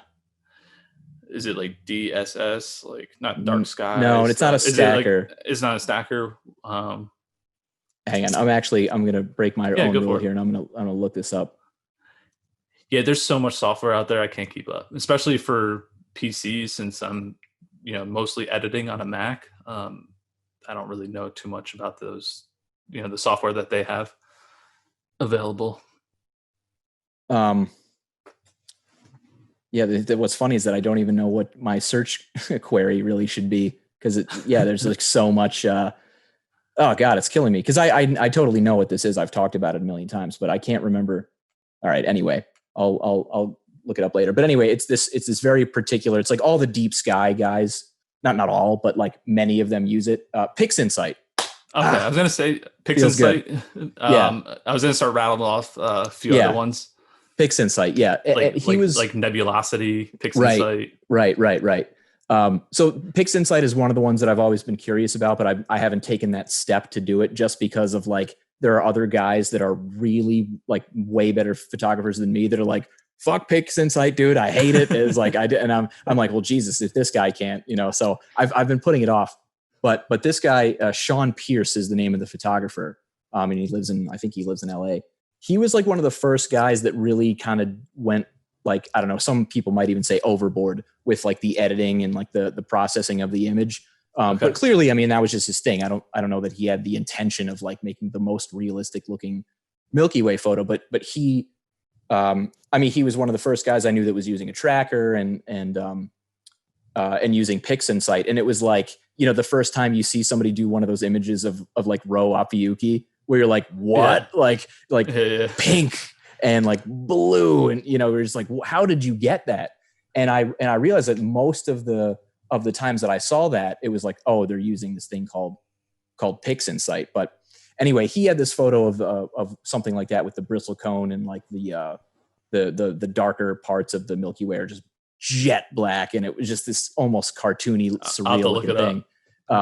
But yeah, it was like, it took me a while before I was like, oh, well, he took all sorts of creative liberties to do this. So, don't necessarily think this is just what it looks like when you edit it correctly. It's I had to cross that hurdle, but still, when I think about like some of those first images that I thought that like really inspired me, I remember a few of his. I was just like, what in the fuck? This guy is amazing. And I don't even think he does it anymore. It's really weird. Who knows? Maybe he kind of got bored or taking a break or got into a different hobby. I have, like, even myself, like I do mountain biking. I started getting back into skating, skateboarding. I surf, and there's times where I'm like, maybe I should just take a little hiatus on photography. Not that I don't like it or anything like that. It's just sometimes you take a little creative break and just focus on like my fitness and stuff like that. I do have like a health condition with my heart and stuff. So I was like, every time I see the doctor, there's always like, oh, your blood pressure is still high. Like, we should take this medication. I was like, no, I'm not taking more medication. If anything, give me a couple months to really exercise, like, religiously. And, when I wake up, work out, before I go to bed, work out, and like try and get shredded like Jesus and, and see where it goes. Like before I take more meds, like I hate that it's such like a pill popping culture that we have. Yeah. And, I already take a medication. So, and it's weird too, because when I go to my cardiologist, my blood pressure seems to be fine with him. But when I go to my primary doctor, it always seems to be slightly elevated with him. So maybe it has to do with you, when I go to your place. Maybe, they just use a different monitor that reads 5% higher or something. I don't know what it is, but I was thinking once I do this trip to kind of, now that I'm laid off from work, to use that time to edit those photos, but also take advantage of all this free time and really get my butt into better shape. Not that I'm like out of shape, but like I could definitely stand to lose like 10 or 15 pounds and just that quarantine weight, bro. and just rough. better cardiovascular exercise, like more running. Mountain biking's great though, man. That kicks my ass. Yeah. It's good too because there's no like stress on your knees from doing that too. It's just pure like muscle workout. There's no like that's always the thing that I mean, I know some people are so obsessed with running, but yeah, that's the only thing about running that's weird is it's like so destructive on your knees. Yeah, for sure. And I follow like Cameron Haynes. Mm-hmm. Yeah. I like guys like him who literally runs like a marathon every day, right? Because he's training to do these like ultra marathons and David Goggins. Like 100-mile. Yeah, exactly. David Goggins. They run like 100 miles, or even longer, like the Bigfoot 200 or 250 or whatever. Right. It's like 200 miles across Utah. Right. Like that's insane. Yeah, those people are so. That guy David Goggins is like if I'm ever feeling like oh man, this is really hard. Like I don't know if I can do this. Like I'll just like listen to him for 5 minutes and I'll be like, God, I'm such a pussy. Like how am I such a pussy? And this guy is so like much more badass than me. Do you listen to Jocko? Sometimes. I mean, I found out about him from Rogan, and he has some pretty good motivation videos, man. Yeah. Like that guy is like if you were just to imagine like a tough, like Marine looking guy, like in your head, like that's actually what he looks like. Yeah. You know what I mean? Like he's a real life G.I. Joe. Right. Like he looks like a cartoon. It's just like his like chin and everything. Yeah. Like, God, like how are you real? Strong jaw. Like, yeah. Like I feel compared to him, I'm like, I'm not a man. Right. Yeah, exactly. Yeah. I'm in my mid 30s. I don't feel like a man at all. Right. Yeah. I feel like I'm still a kid. Right. Yeah. Same thing with David Goggins where and like, I remember there was, I saw he had some video that went viral. It was like, I don't know if it was last year or if it was 2 years ago. It was like during one of the really bad heat waves where like the entire country was like 102 degrees, like, or worse. It was just every place was just like on fire and like hot. And he's jogging in it. Yeah. And so there's this video, and I guess somebody else must have been holding the phone. Like they're probably in like an air conditioned car, like holding it, as it was going by. And he's just kind of mumbling to himself. And he's just like, yeah, like mile 17. He's like, no surrender. You know what I mean? He's just like, everyone wants to stay home because it's hot. He's like, fuck that shit. Like, you got to get out there. It's hot. Like, time to work. And I was like, how are you even like a real person? Like, I don't even understand where does this motivation even come from? Do you know Wim Hof? Yeah. The ice guy, the ice king or Iceman or whatever. Iceman. He has some crazy stories too, man, where he's going under the ice and his eyes are starting to freeze shut and you can't find the hole to get out on the other side. He like passes it and they had to stick like an orange flag so he could like see the color and like find the way out from underneath this ice. Dude, fuck that. But now he's also running in like heat too, like really hot desert climates as well. So he pushes his body to the extreme too with the hot and cold. And then there's some scientific evidence to support that's can be good for you if you do it responsibly, with like heat shock proteins. Right. And I heard about that. Yeah. With going into saunas and things of that nature can definitely help kind of build up a tolerance to the heat. Just like taking really cold showers, you could build up a tolerance to cold. Yeah. And there's also a lot of people that do that, like liquid nitrogen therapy, or is that what it is? The one where like it's like cryotherapy. Yeah. And I think it is liquid nitrogen, right? I think they use liquid nitrogen for some of them. I think there's two different types. In fact, I think somebody passed away. I think this girl died doing one of those. She worked there. Really? I think she went into it by herself or something like that. And I think the nitrogen or something like that, she was inhaling it or something like that, passed out in there and died. Don't quote me on that. I might be butchering that story because I heard this like a year ago. That's a horrible way to die. Yeah. I would never want to I don't want to drown to death, but I also I would hate to burn to death or be frozen to death. Burning might be the worst, but yeah, I don't. But if you got like, I guess cryogenically frozen, it would probably feel like you were burning. You know what I mean? You get so cold that it. Like that. Well, ever watch any of those Mount Everest movies?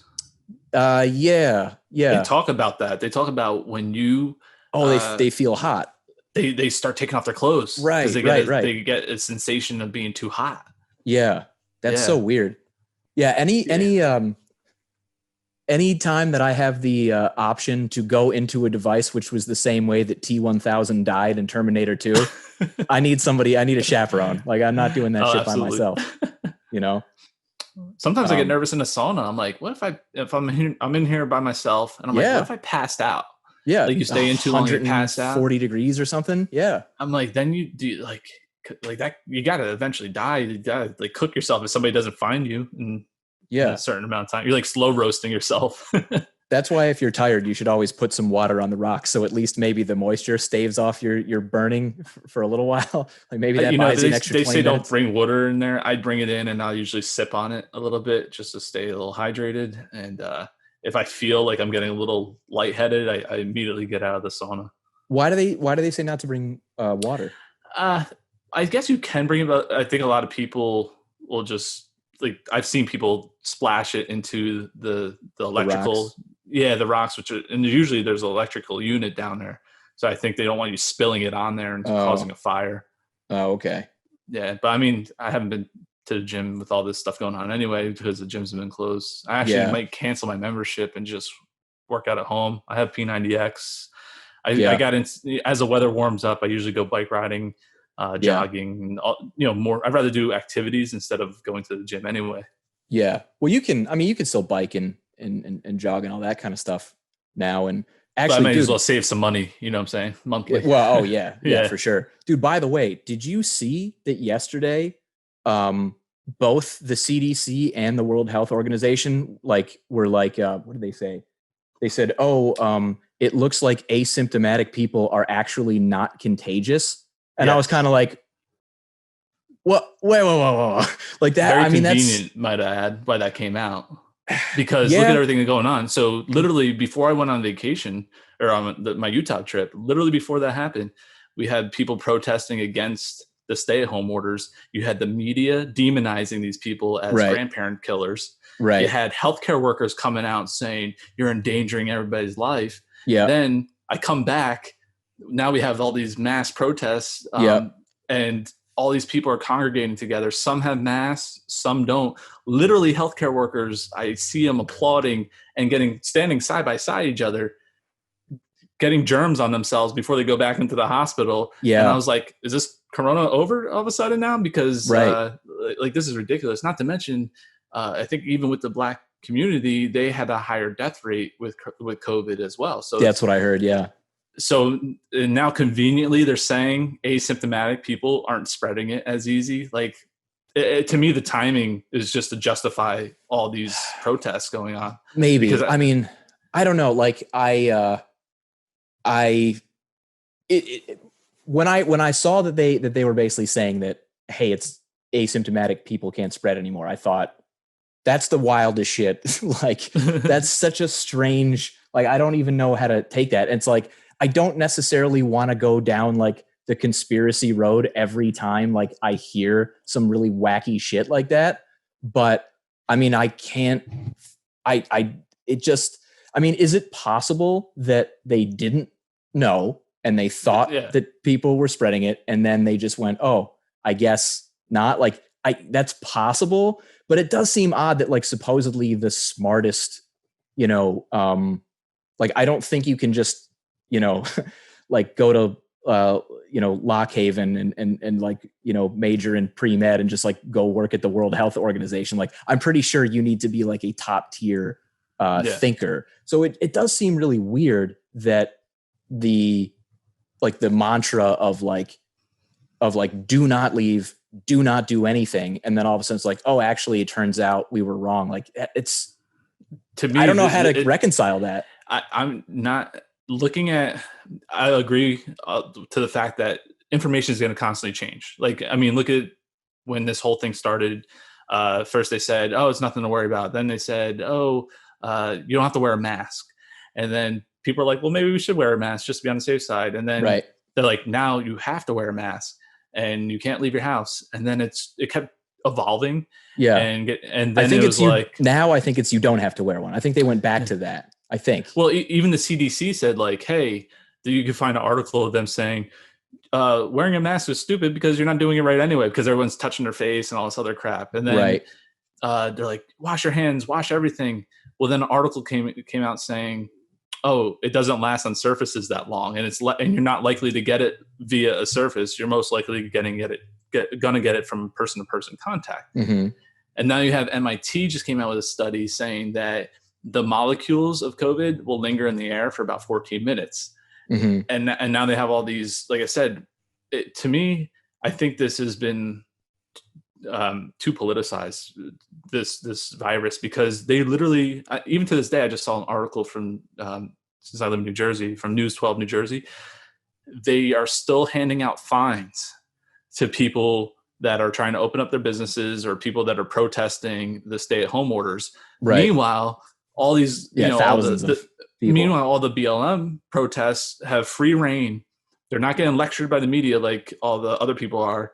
And by the way, the people that were protesting against the stay-at-home orders are doing it for your rights, for my rights, for constitutional rights. Because if you look into the Constitution can be suspended, but it's supposed to be for a reasonable amount of time, and for like a reasonable thing, like a pandemic would be reasonable. But the problem was the amount of time that they were doing it was not reasonable. They said if you got infected, you only have to stay home for 14 days. So right. why are we on lockdown for 3 months? I'm going on 3 months. Yeah, that's true. I mean, it puts you in a weird spot when, like, on one hand, you want to just say, well, hey, this is what the experts are telling me. But they keep changing. They flip-flop. The experts are flip-flopping. Well, yeah, right. It's like, the experts are saying this, and I'm not an expert. So even though, like, logically, there are certain things happening that seem to contradict each other, again, but I'm also not an expert, number one. And number two, apparently this is like life and death. Maybe not necessarily for me, but maybe for my mom, Yeah, which is fine. Don't visit her, Right. And so, it's just weird when you're in this situation. It's almost like when everyone watches, like, football or whatever, and it's like everyone is like bitching about the coaching. We're just like, this fucking moron. But then you also have this other side of you who's like, but I mean, he's a coach and he's been studying football for like 50 years. And like, what the hell do I know? But you know what I mean? It's this strange thing where, like, this doesn't make sense to me for these 11 reasons. But again, they're the experts. And I always find it like troublesome, especially when there's more and more holes and there's more and more. Yeah.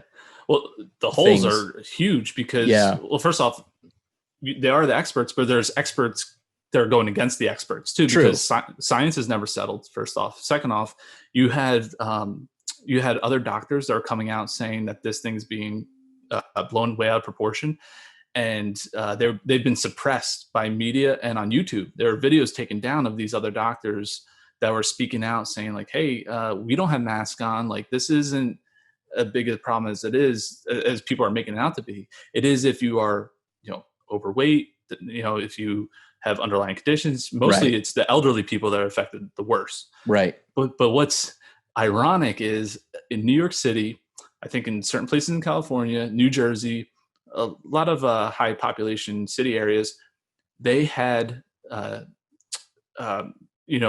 folk homes, like the elderly, the nursing homes.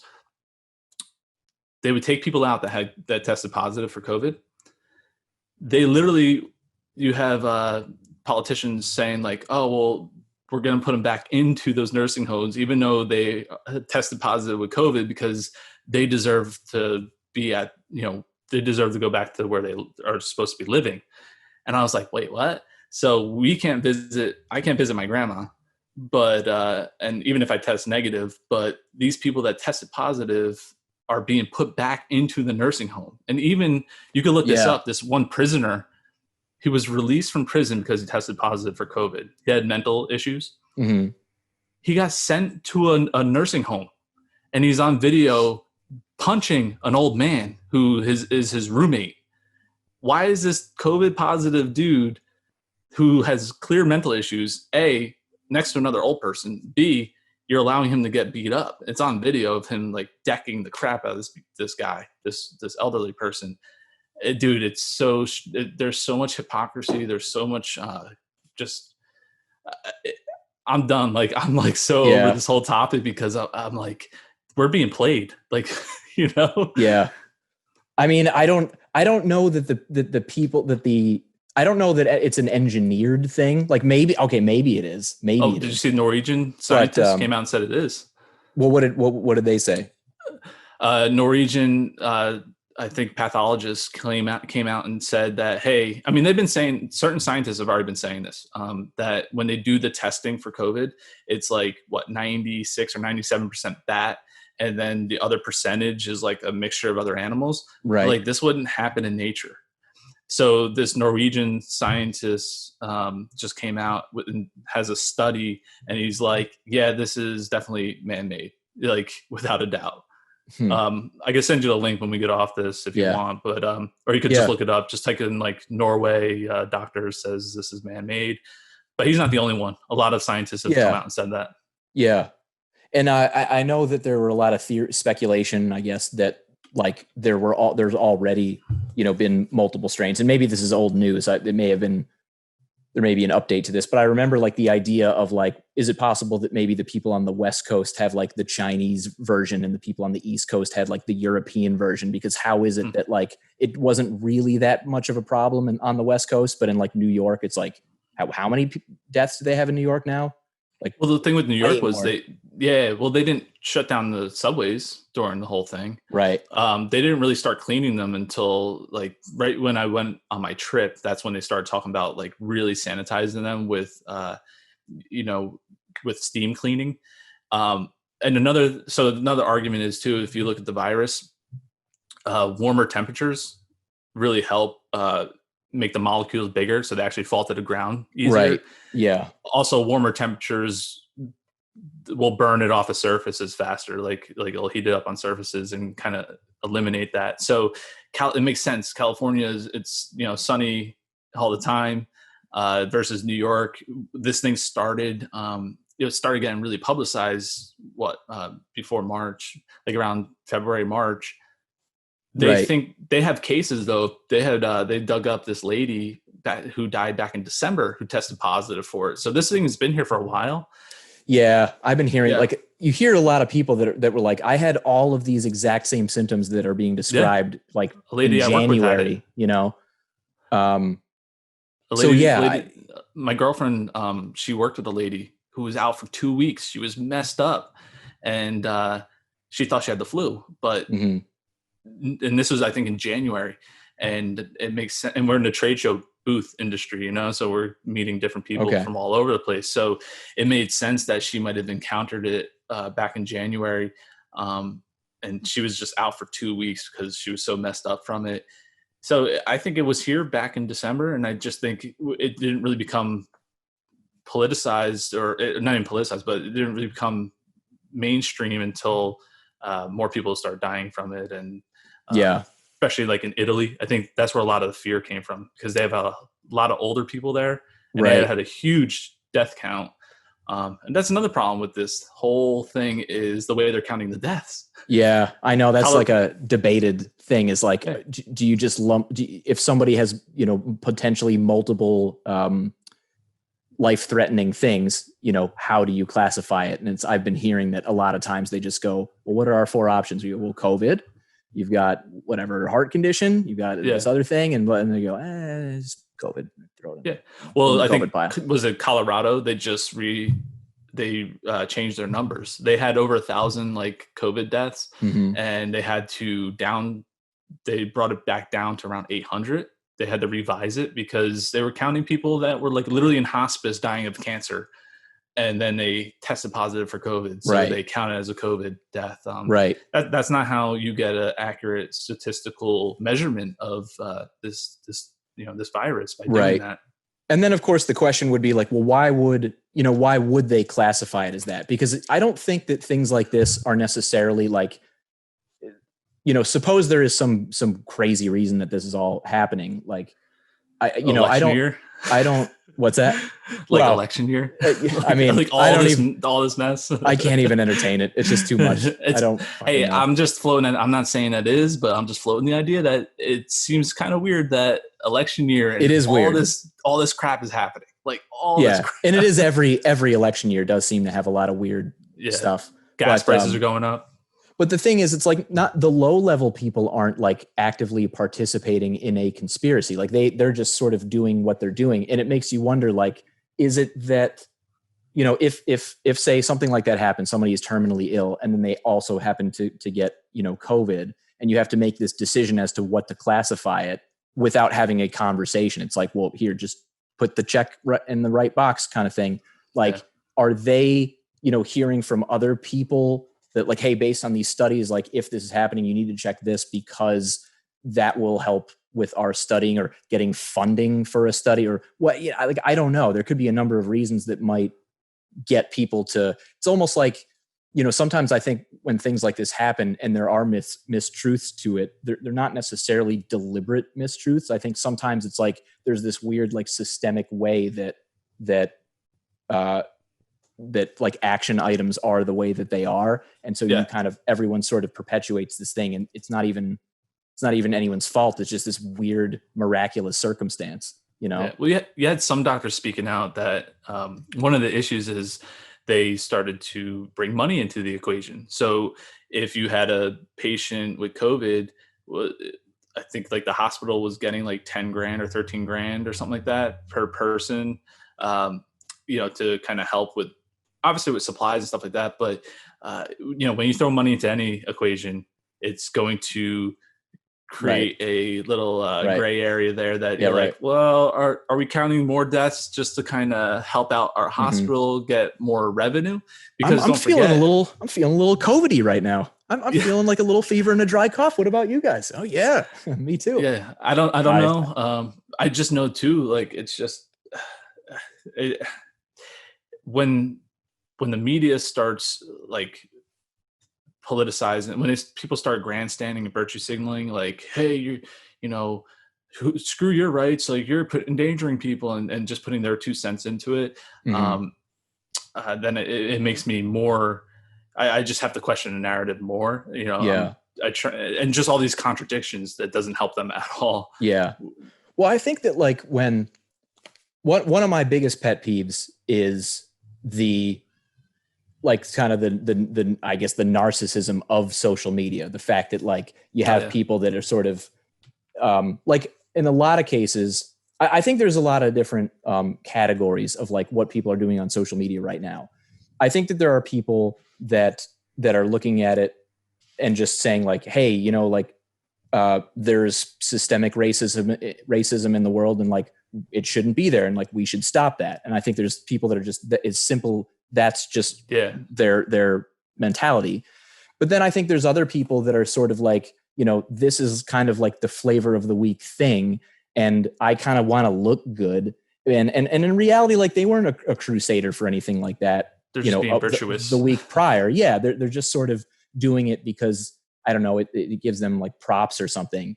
And this doesn't just exist in this movement; it exists in all kinds of things where you just go, this is the trendy thing, and suddenly I care about this, and if I can care more about it than you, then I can make you look bad because you're not participating in this movement in the exact same way that I'm participating in it. Yeah. And it drives me crazy because it's like, you know, the people that do think that way, it's like, dude, like you're making this thing about you.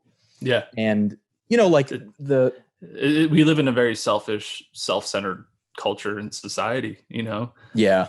Unfortunately, people, like you said, it's all about being virtuous sometimes and virtue signaling.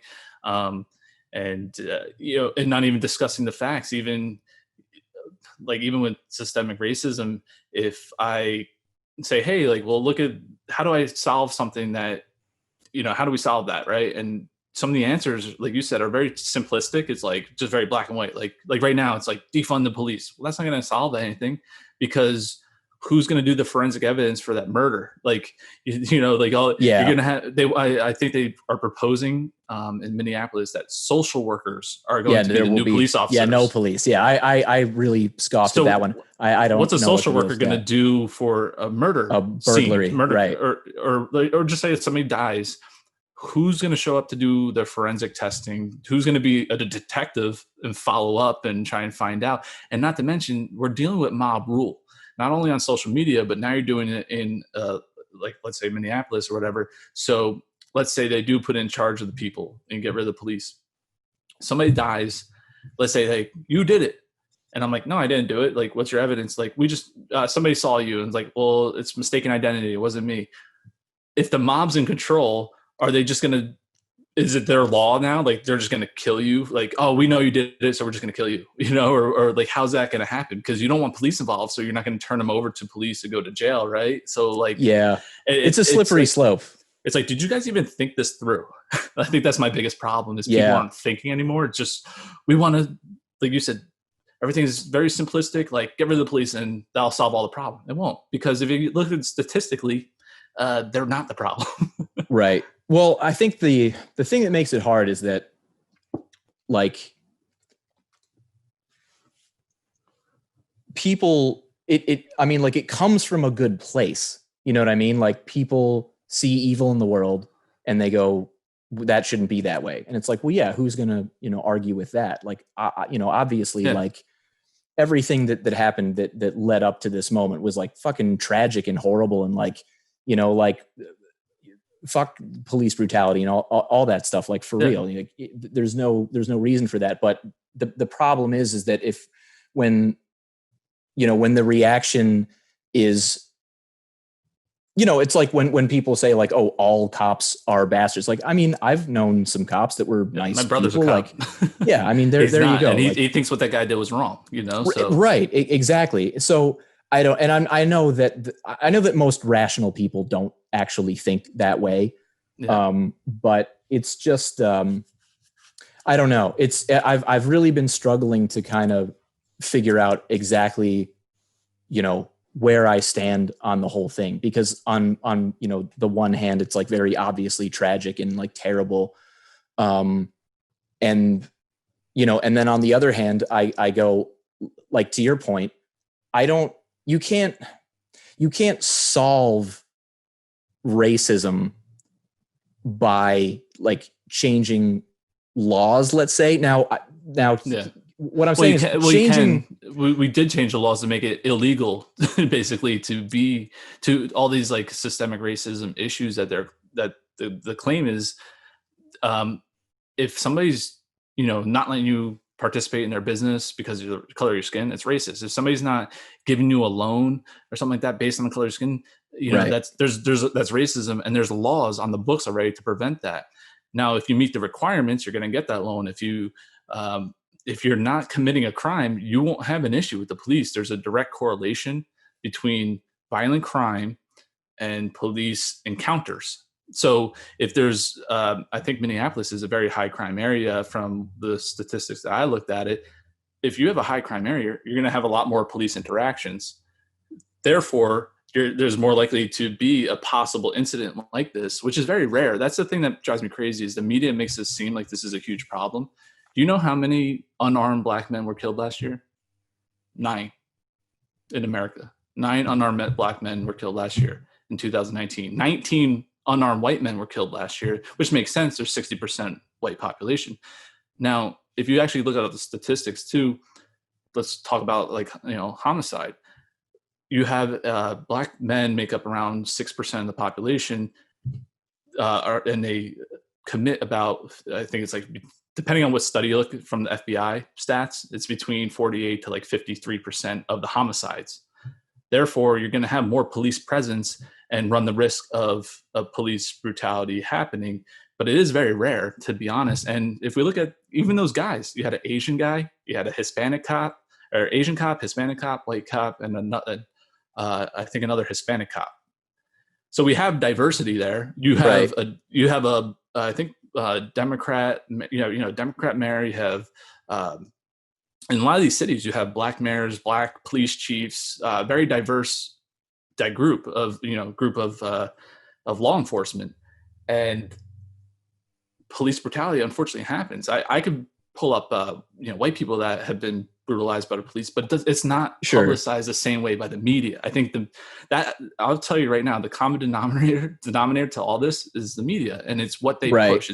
It's what they want you to get outraged about. Yeah, well, for sure. I mean, media is always the thing that kind of, creates the beacon for people to then act on whatever that is. I mean, I have no argument for that. I mean, I do think that there are certainly things I think the truth in all this stuff is kind of somewhere in the middle, because absolutely. I mean, I do still think that there is systemic racism. I think that some of that has been solved for sure. Like to your point about, there's some laws preventing that. Yeah. But I mean, and also, I always ask people that say that, though, is how do you quantify that? I mean, how would you measure that? How would you not know?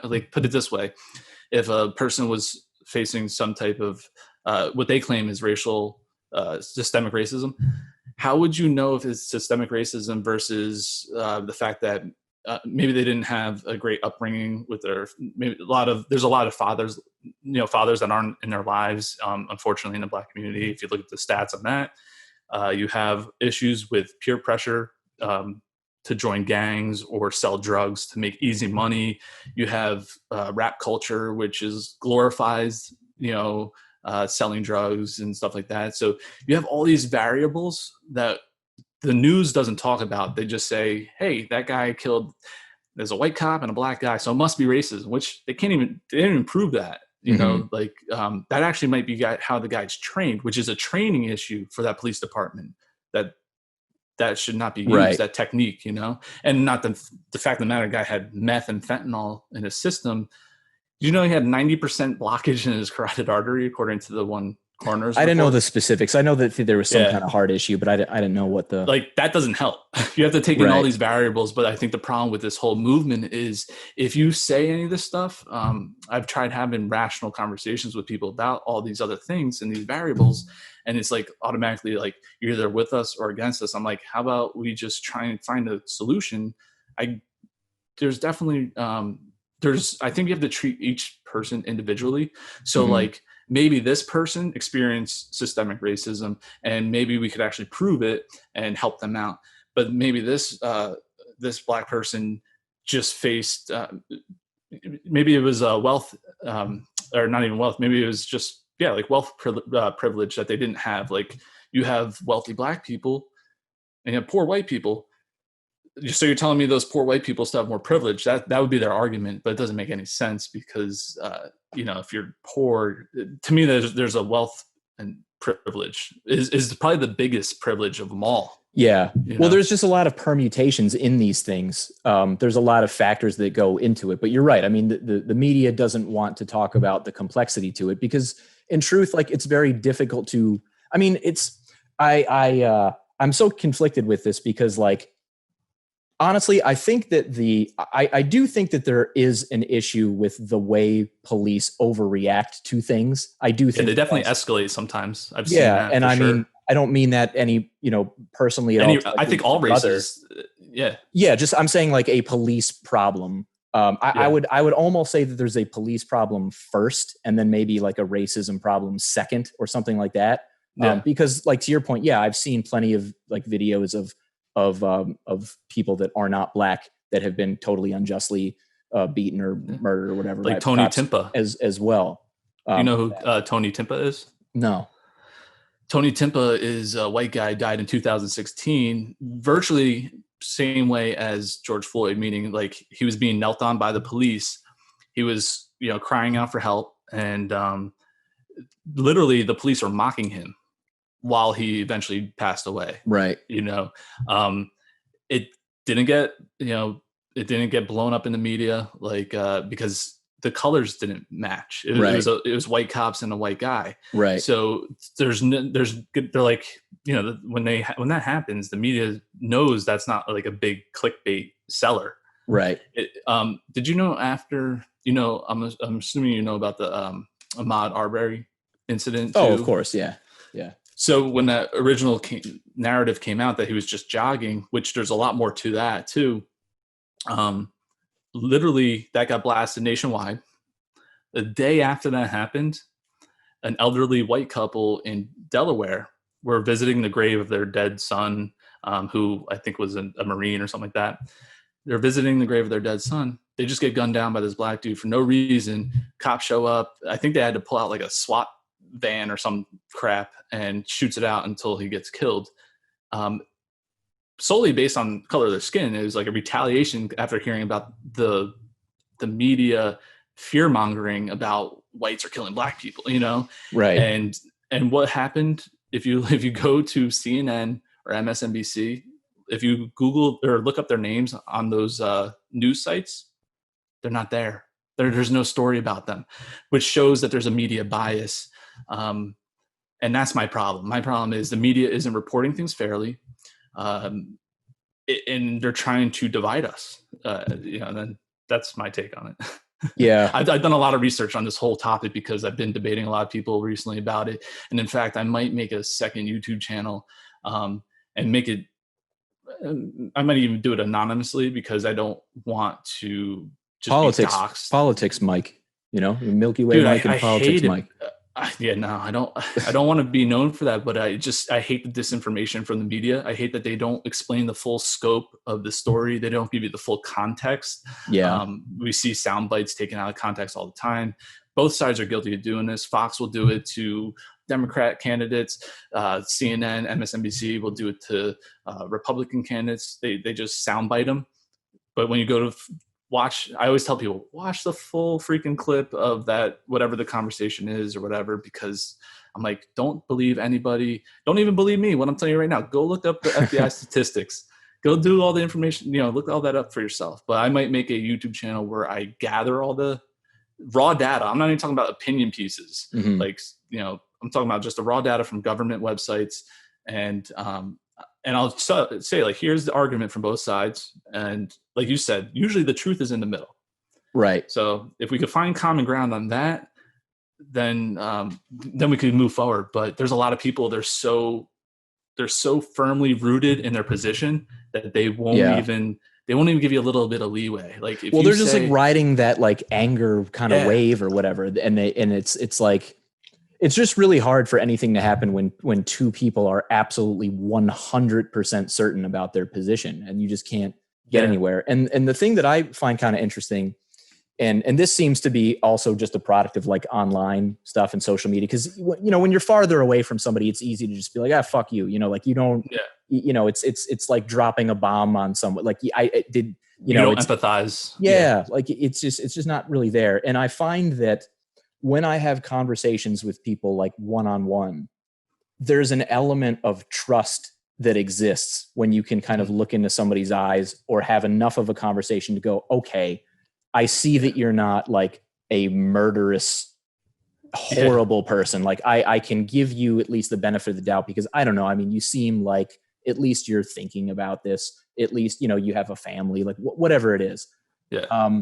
And it's even like, when I've talked to some of my friends that are black and they'll tell me their position on something and I'll say, yeah, maybe. And like, it's like, I'll always say like, look, I mean, I may have my own opinion on certain things, but I also can give you the benefit in saying like, I don't know what it's like to be a black person. And I still think that that's worth something. Like, I don't know what it's like to get a dirty look at a drugstore or what, those kinds of things would maybe are not quantifiable. So I try to respect that. But at the same time, my point is when I have conversations with black people, they don't cut it short at the moment of any sort of, well, could it be this or could it be that? They give me the benefit of the doubt because we trust each other.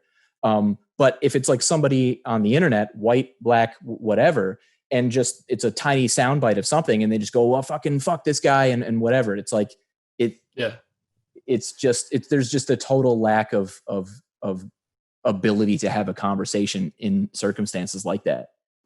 Yeah, for sure. And I agree with when you're debating people online or even trying to have a discussion with them online, a lot's lost when you're like typing it out. And in that type of communicating in that fashion, when you're just writing a message and they're writing back, and you're posting a link and they post their link, the counter argument, as a counter argument. Yeah. And no one reads the other person's link. That's that the thing. happens, Somebody was like, oh, great, posting one link. So I posted 10 other links for more proof of my position. And I'm like, and then they respond with something totally deflecting. I'm like, you asked for more links. I gave it to you. Did you actually read them? No, you didn't.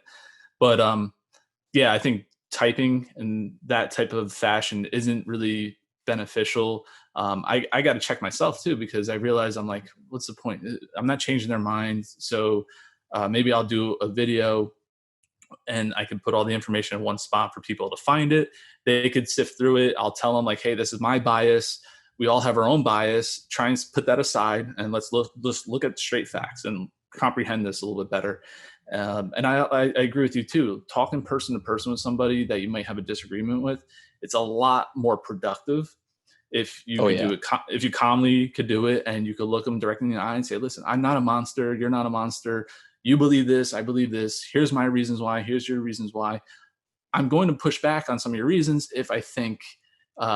Not even if I think, if the evidence disproves those reasons or whatever. I mean, you just said, oh, you don't know what it's like to be a black guy. They don't know what it's like to be you. You could have grown up with an alcoholic father who beat the shit out of you and a mom who did crack cocaine. Like, they don't know. Both of those things are true, by the way. How very dare true. you?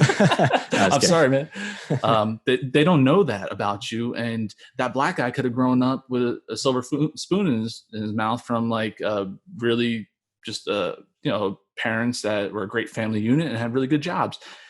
We all have individual life experiences, and my goal is to judge each person by their character and by their own life experiences. You can't make a blanket statement that all white people are racist or all white cops are racist if they shoot a black person or whatever.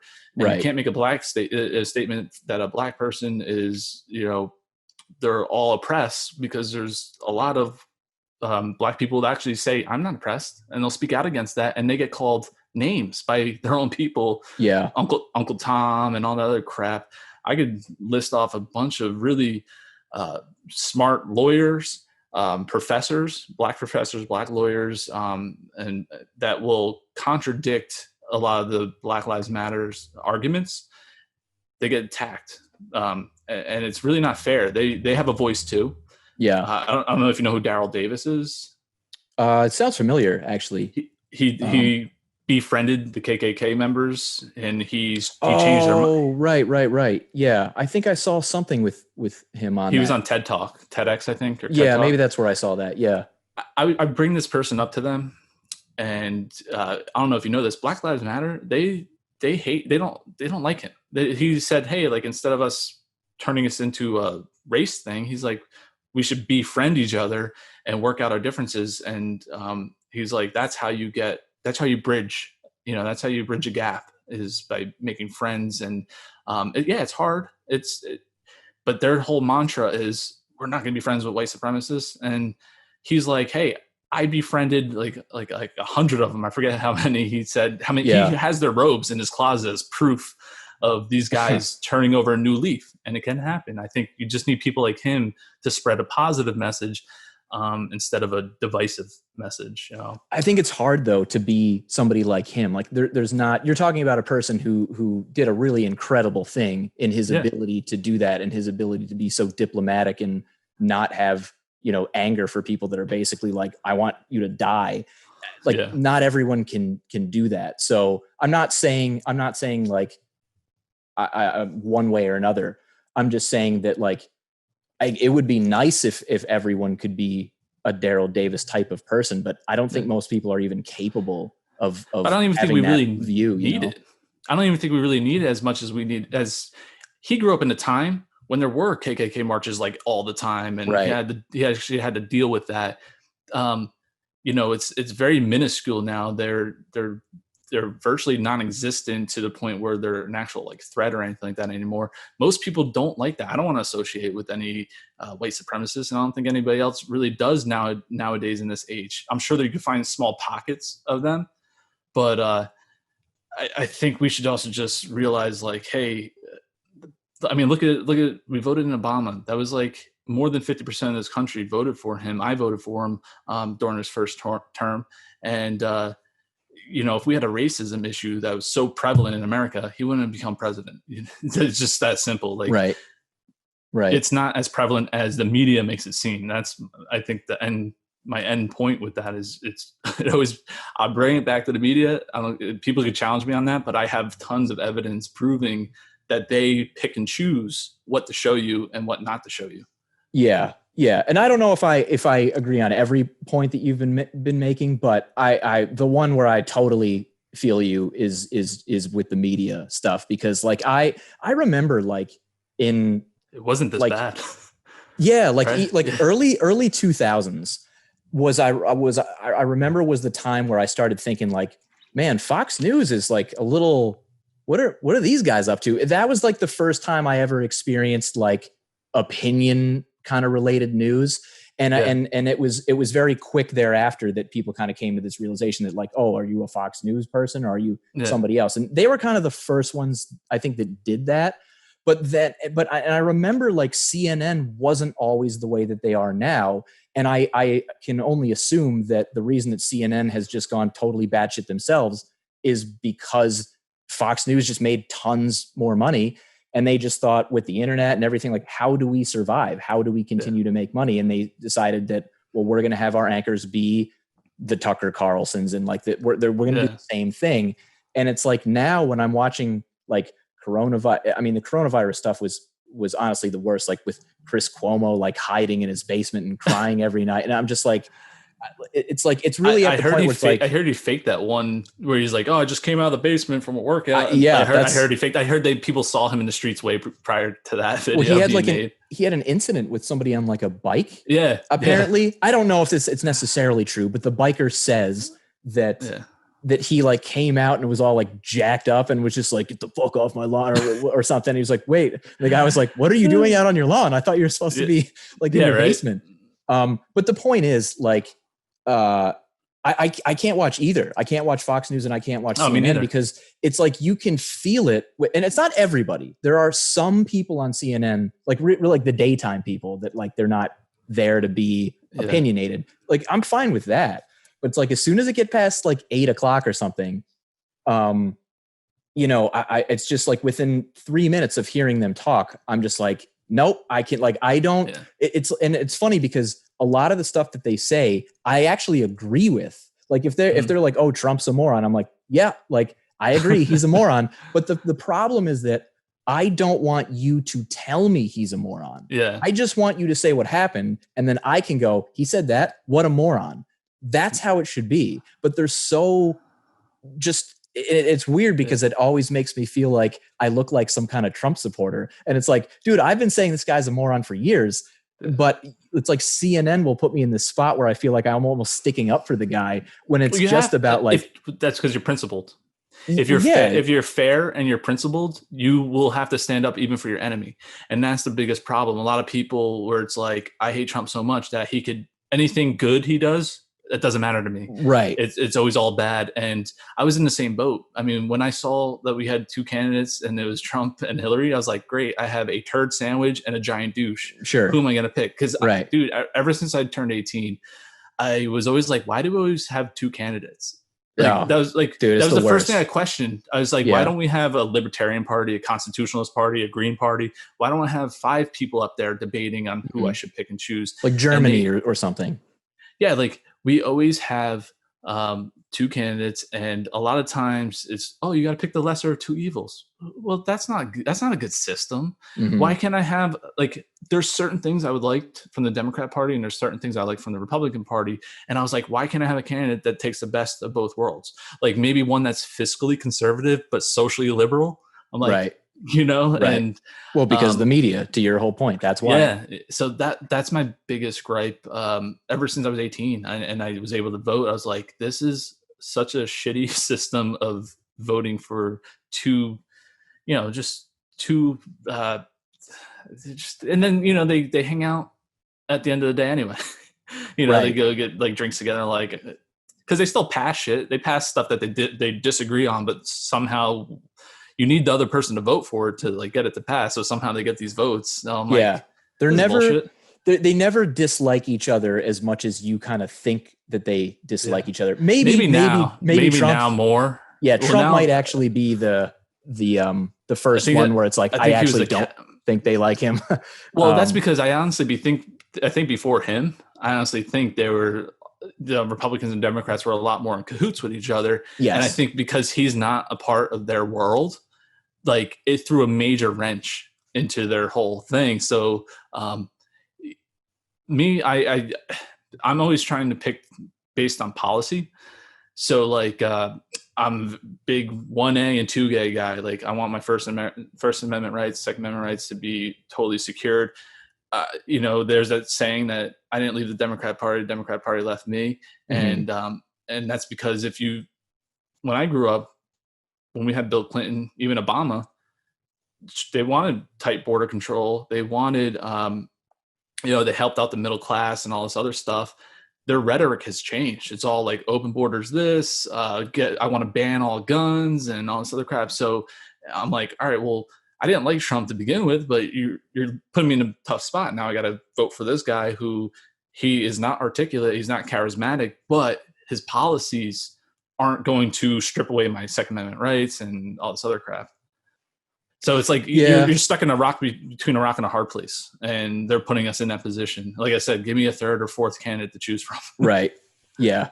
Yeah. I mean, I'd still never vote for Trump personally, but that's also because I think that even if he says something, I don't even think it matters. Like he could say like, I'm in support of this, and in 3 days, like I think he just says whatever he thinks is the thing that he should say in the moment. He's a populist, like whatever is popular. Right. Yeah. Yeah. I think Democrats screwed up though. Dude, I mean, Trump might win again. He legitimately could win, because they had a good candidate. The only good Democrat candidate, in my opinion, was Tulsi Gabbard. Mm-hmm. They railroaded her. The media like demonized her, kept saying she was a Assad apologist. I'm like, listen, she wants to end all these foreign wars that are a shit ton of money that we dumped into the military. Well, no one knows more about the military than she did as a presidential candidate. She served in the military. Yeah. So she was a person of color. She was a female, and she had really great credentials. She was the perfect candidate to beat Trump if they really wanted to beat him. In terms of marketable, yeah, totally. But she had a riff with Hillary Clinton.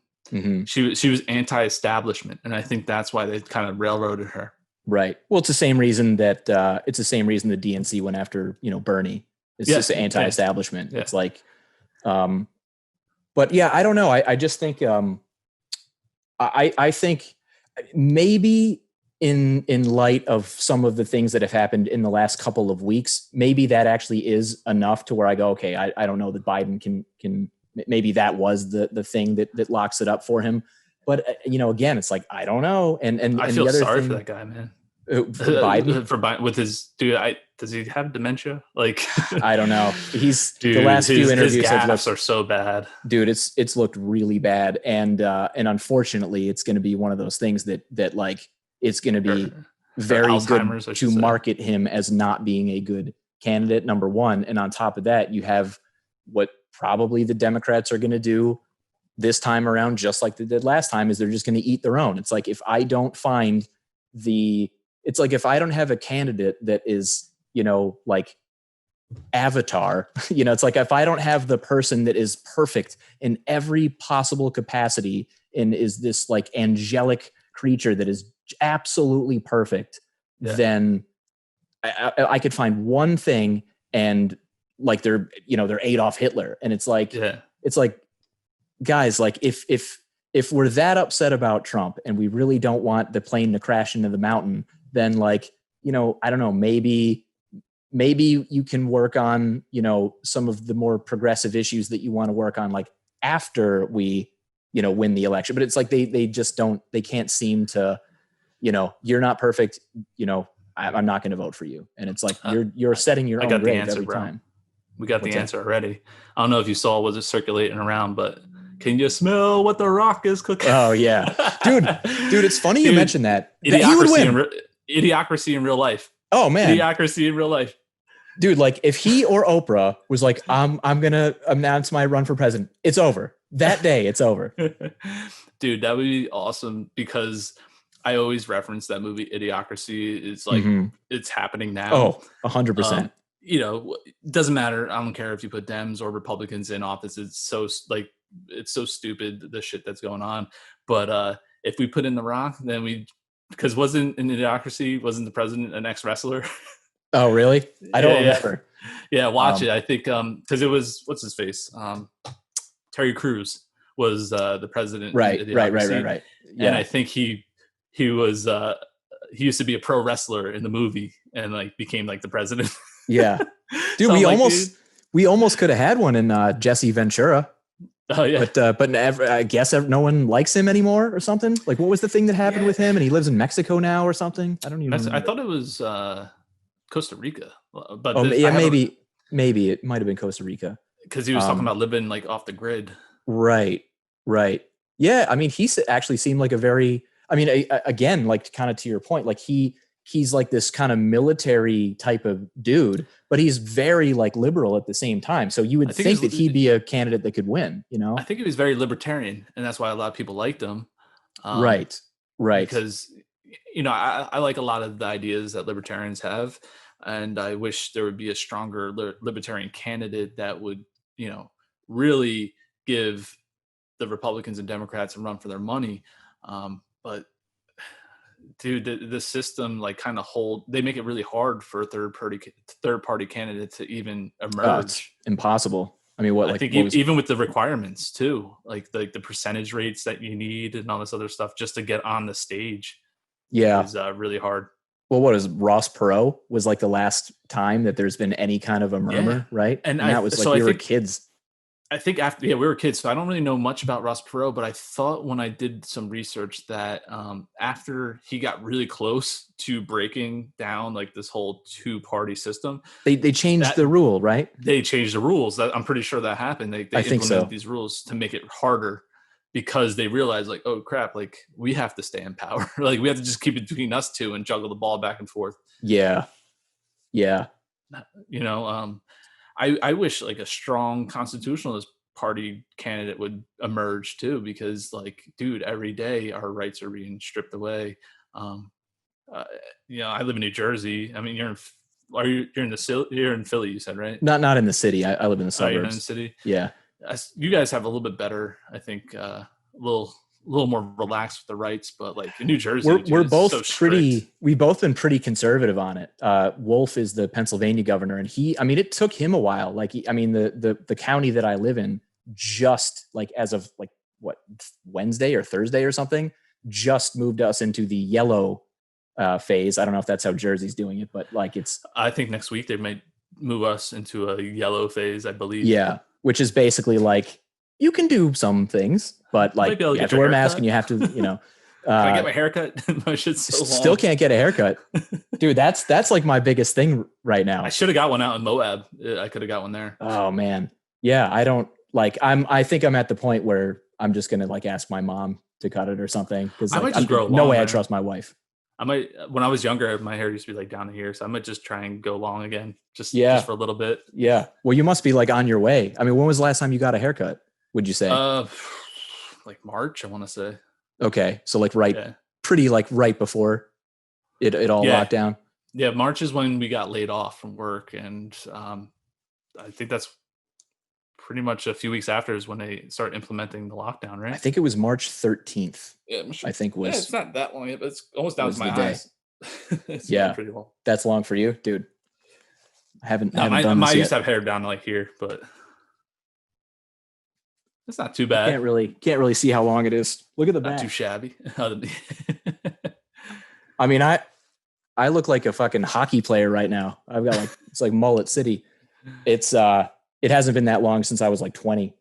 But yeah, so now my wife's like, maybe you should just like wear your hair like back. It's like somehow this is inadvertently going to change my entire my entire look that I'm cultivating.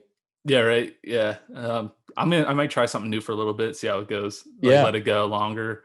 When I was in Salt Lake City, they had barbershops open too. So I was like, I was debating if I should get one, but I was like, yeah, maybe I kind of want to grow it out a little long. Right. Gives me an excuse. Plus, I'm not like working full time anymore, so it's just like I don't have to comb it or anything anymore. I'll tell you what, the one maybe good thing. Well, there's probably a few good things, but the it sounds nice to say the one good thing, right? But like one of the things that I think could result from the whole COVID quarantine situation is that I do think that being kind of locked up in your house with your thoughts is actually something that a lot of people probably needed to do anyway. Like it allows just you to be a little bit more creative, a little bit more free thinking. What am I going to do now? And I think a lot of people have been faced with that. And I do hope that at the very least that will be good for people. I mean, on the other hand, it's caused a lot of frustration and uproar and just, I need to fucking cathartic experience, but I don't know. I'd like to think it makes people creative as well. Hasn't there been a rise though in like alcoholism? Probably. I'm probably dead wrong on this. Suicide rate, I think, went up too. Yeah, but they're creative though. Yeah, no, I think it's because that's more of the loss of job. So it's like, what am I going to do? Right. You know, I like the one thing that I see happening more is just people actually walking their dogs a lot more. I'm like, man, animals are at least getting a lot more attention. Yeah, my dog included. Yeah, so that's a good thing for people that have pets. And even like, I don't know, there does, and again, I obviously can't speak for everybody, but it seems like in my areas that I walk around, it seems like people are just more appreciative of each other right now, because it's like when you go outside and you sit with a group of people and you have a beer or whatever, it's like, oh man, like this is nice. It's like you took all this shit for granted and it feels so good to do it now. Like, it was my wife and my anniversary on Sunday. And we were planning, actually, we were going to go out to a restaurant, like sit outside, which you can now do. Of course, like none of the restaurants that we wanted to go, like they were like, oh, we're doing that next week. So I was like, fuck. So we ended up just getting takeout, and we just like sat in like a picnic table somewhere. But the point is like the idea of like, oh, wow, we could go out and just sit on this deck at a nice, like a wrought iron table and just kind of look out and just watch some people and like have a drink and eat some tacos or whatever. It was like, oh my God, that just seems like the greatest idea ever. And absolutely, not that I didn't like to go out to eat before, but I didn't experience the desire to do that nearly as much as I do now. Yeah. When we were in Moab, they did have restaurants open, even inside dining, but it was spaced out, and all like the workers had to wear masks, but you didn't have to wear one if you're eating there. Mm-hmm. And, we went to this Mexican place and I was able to get like a margarita. I'm like, man, I miss this so much. Yeah. And you're right. We do take it for granted. And even with that, even when I go camping, I try and tell people, I'm like, go camping, sleep in a tent on a shitty blow up, mattress or whatever. And then when you come home after a week of camping, your bed has never felt better. Like a nice home cooked meal has never tasted better. The shower, that first shower, the shower, like at your house, it's such a rewarding feeling. And I try and tell people all the time, I'm like, go out, suffer a little bit, put yourself in, take yourself out of your comfort zone. And when you come home, you're going to really be appreciative of what you have. And I think that's the moral of the story here. Dude, I've been preaching that for a long time. Like, just, it's like maybe, camping is probably not for every, like, you talked about your girlfriend, like it's not like her thing per se. As long as there's a bathroom nearby, that's all I have to be sure of. Right. But yeah, like even if it's not like your thing, it's true. Like if you put yourself in a position where you're like, okay, like, it's not my favorite, it's a little weird, and there's bugs, and I don't know, and I'm outside and it's strange. But yeah, like when you get back, the shower is always like the biggest one for me. It's like that dude, the shower after Baxter, like, oh my God, dude, that was just, I remember just like, it was like, what's that movie? Where the guy's like just crying, curled up in the shower. I was just going to say, were you just in fetal position? Like, right. Yeah. It was like, you get the water. So it was like 1 degree away from like actually killing you. You know what I mean? Like so hot. and you just stand there just like this, like, oh, and like your muscles are just like, Yep. I remember, that shower was just like the best. And then like for the whole rest of the night, like I'm a very, very ADHD person, like really, really bad. And it was as if I didn't have it at all. I mean, it was like, I like the rest of the night, I just kind of sat down and there were, we were hanging out with a couple people and I was just kind of quiet. And I was just like, it's like, Adam, you're not like saying too much tonight. And I was like, yeah, I don't need to, I'm just good. I felt like an old man sitting on his porch or something. I was like, yeah, I'm good. Like you're a little bit older and wiser now from that trip. Right. Well, what's the next YouTube Milky Way Mike thing we should be looking out for? So I was in the process of working on it before I got onto the Zoom chat with you. I'm almost done with it. It's just going to be a vlog of my previous trip out to Utah. Okay. I showcased some pictures in there and some time lapse. I got some really good time lapse at Corona Arch. So I stayed there overnight, which is really cool. I set up my tent underneath it and I did some camping right underneath the arch. Yeah, so that's like cool. Lit up. So I got some really cool shots of that lit up. I didn't edit those yet. I just edited the time lapse video, which is basically a light underneath the arch, and I have it from both directions. So I started the time lapse when the Milky Way first starts to come up, right? And then eventually it'll go out of the frame, so of the composition. Yeah. So I relocated the camera to the other side of the arch and then got it continuing. That's cool. So I have that in the video. And basically I talk about some of the mishaps on this trip with my van. Dude, my van took a beating. There's like, oh really? Is it bad? When I first got to the one destination, there was so much dust being blown and sand and stuff being blown in the air that my side door started locking up, like, because it's a van, so like it's a sliding door. So it kept on locking on me. So I had to like go to Moab and power wash it and WD-40 it. I actually changed out my whole windshield. My windshield took a crack on the way out there. Oh shit. Got the crack filled on the way home. Second to last day on the way home, I had a big long crack down the side of my windshield, about 8 inches long. So I was like, I can't do anything about that. So I just replaced my whole windshield. And I also had a splash guard underneath the van. Big chunk of tire in the middle of the road. Couldn't avoid it.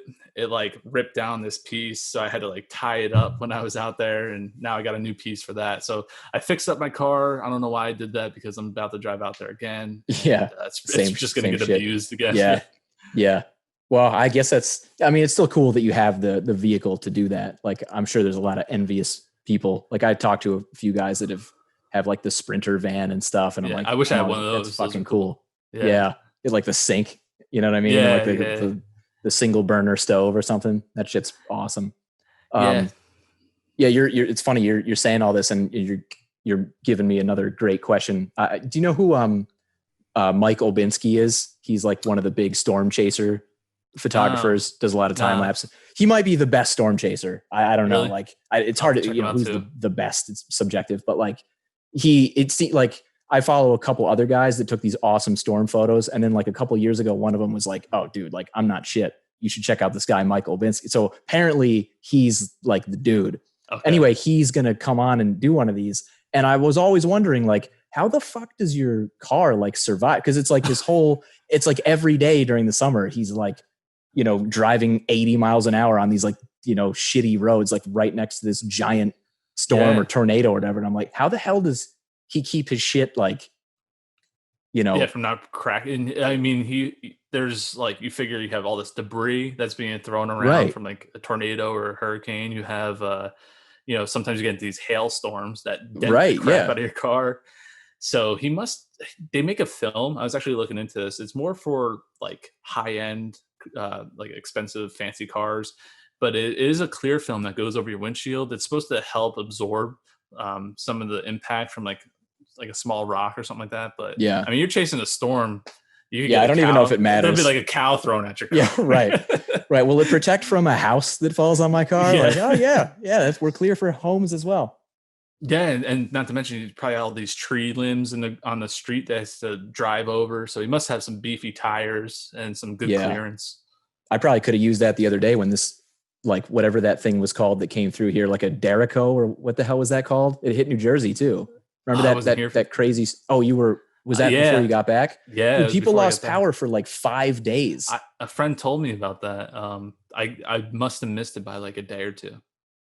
Yeah, that was nuts. You probably saw a bunch of Philly photos. There was some crazy. I wasn't in the city. I didn't even see it. Dude, I was like cut off from the internet. It was a great feeling, when you're camping. It's like I got to leave this world of crap. Yeah, yeah, totally. But there's some crazy photos of like it's just this massive cell, and it's just like sitting over the city like Independence Day. Holy crap. You know what I mean? And like it's like everybody got that shot, because as long as you were in Philly, it's like go outside. Like you can't. Of course, I wasn't there, but yeah, there were a bunch of people that lost a ton of power. We lost it for a day and a half or something. It wasn't that bad. It's still a pain in the ass, but I mean, we almost. I think lost my buddy said he lost it for like 5 hours or something like that. Nothing major, so I didn't really think anything of it. Yeah. Well, dude, I'm gonna be out. I'm gonna be looking for that next video. The next. Cool, man. I appreciate it. Milkyway Mike video, and yeah, let me know what you're doing in July, because I'm always up for looking at new places in Maine. It's like there's just so many lighthouses and weird rocks, and just there's so much cool shit out there. So I want to go to Acadia, and there's a hiking trail. Have you ever photographed Jordan Pond? No, I know what you're talking about, but I've never been there before. Okay. Yeah. So if you do this hike, it's really not that long, maybe 15 minutes to get to the top of this overlook. And I actually just kind of want to sleep up there, Yeah. and stay overnight, and just do like a time lapse of the Milky Way coming up over Jordan Pond. And get the reflection and everything. You're kind of high up. I'm not sure if you can really see the reflection from that high up. I guess it depends too on how still the pond is. Right. I'm trying to think. You might be able to get a panorama over it, the Milky Way panorama. But yeah, not too many people have that photo. So I really would like to do that, because like I said, I'm always searching for something that's not like well known. Yeah. Just to kind of separate myself from everybody else. There's another cool spot over there too. What is it? Hunter's Beach is also really cool. I don't know that one. That's also in Acadia. So there's Little Hunter's Beach, which I got some pretty cool shots from there a few years back. And that one's easy to access. You just drive along like the main road in Acadia, and there's a little parking lot, and there's like this really cool like wooden stair, like these log stairs. And a lot of people take pictures from the stairs leading to the water, and then you have the Milky Way. But Little Hunter's Beach is, I guess it's still in Acadia, but it's like not on the main road. You go down like this side road, and you park, and it's a little bit longer of a hike. And some people just stay there overnight, but yeah, it's just more secluded. So you're less likely to have anybody coming there and hitting you with like car lights or anything like that, because you have to hike to the spot.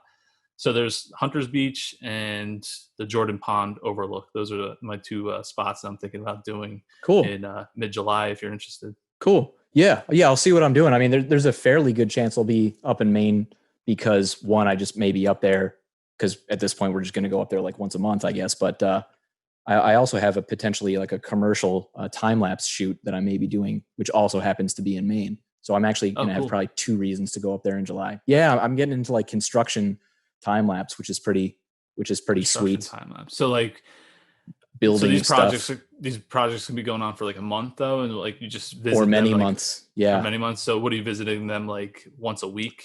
Well, no. So I actually have this device that I actually need to make some videos for these guys. It's called the Tiki, TIKEE, and it's essentially like a self-reliant, like autonomous, I guess, cool. camera, and it has like a solar panel on the top. And I've done some tests with it so far. I had it in like kind of in the like not the winter time, but like February or something. I put it out on my deck, which doesn't get full sunlight the whole day. And I had it on my deck, and I ran it for 3 straight weeks. I started at about 100%, and when it ended, it was still like 85%. Oh, nice. And I took awesome. and I took like one photo every couple of minutes for like, except for at like, between like 8 and like 6 in the morning or something, for 3 straight weeks, and it still worked perfectly fine. So, and it's what, like in a weatherproof box, I'm assuming, and it's sort of, it doesn't, it's really weird looking. It looks like a VCR or something. It doesn't even look like a camera. It's like a really bizarre, and it's got it basically takes it has like 2 lenses, and then it has this application that'll like stitch them together for you. But anyway, I want to start using it for like longer term construction projects. So something like this, where it's like, it's states away and they want to do it for multiple months. It's kind of perfect for that.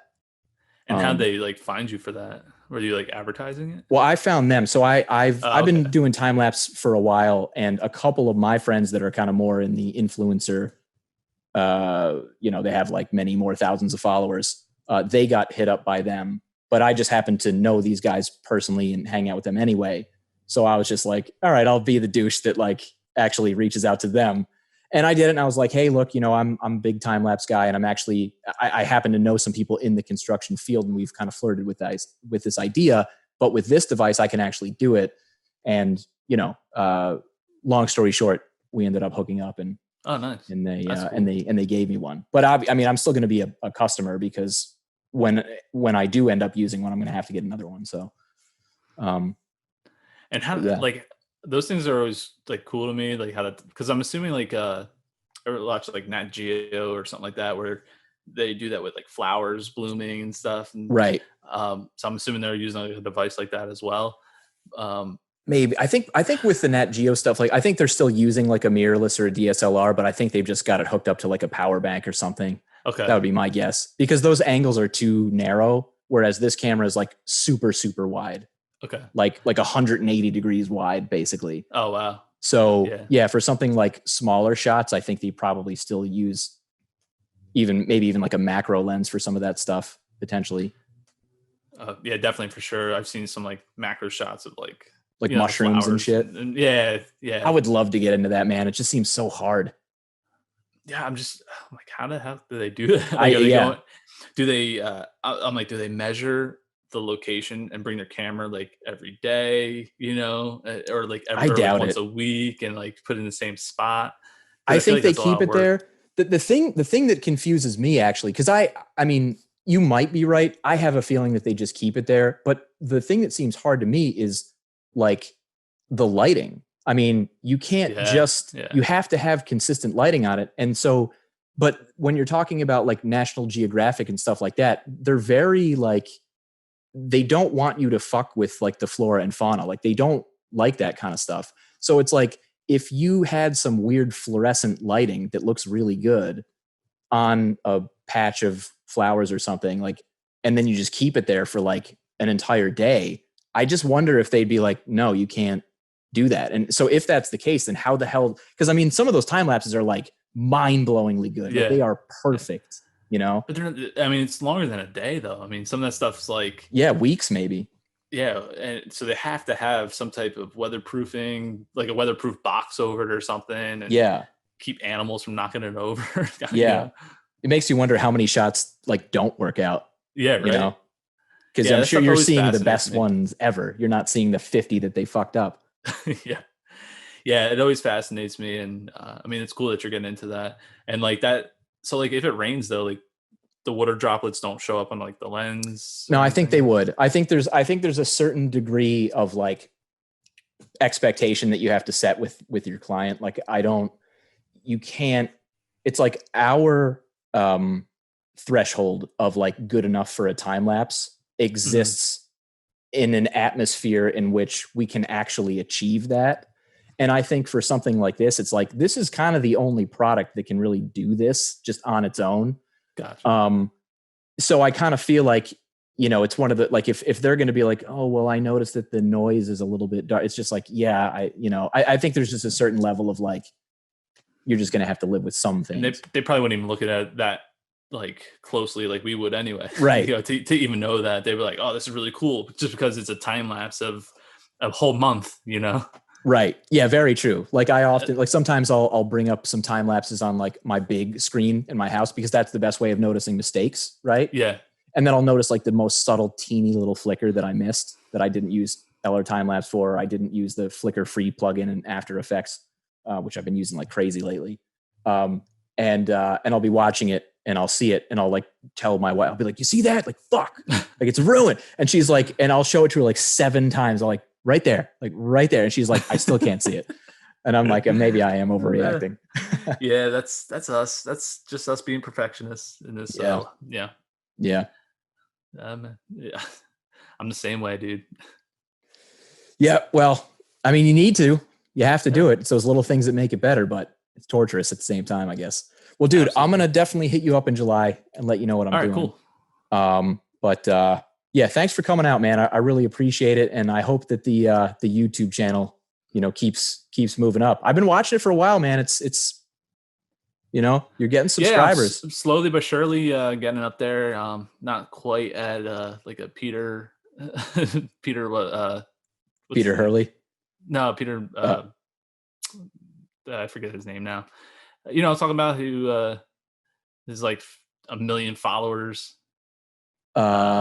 Peter McKinnon, right? Whatever. Yeah, one of those guys. I'm not quite up there yet. Yeah. Well, just keep it up, man. I mean, you do a lot of them, so you get there. Yeah. I do it because it's fun, and the whole reason I even started doing it is because people, like when I started getting into Milky Way photography, it's like, oh, how'd you do this or how'd you do that? And I'm just like, right. I got tired of saying the same message over and over. I'm like, I'm just gonna make a video, like a YouTube page, and just link the video. Like, this is how I did it. Here you go. Yeah. Yeah. And that's what pretty much what kicked it off, the whole thing anyway. Yeah. Just watch this. Yeah, just watch so much easier. It's just me being like lazy and not typing out the same information over and over and over again.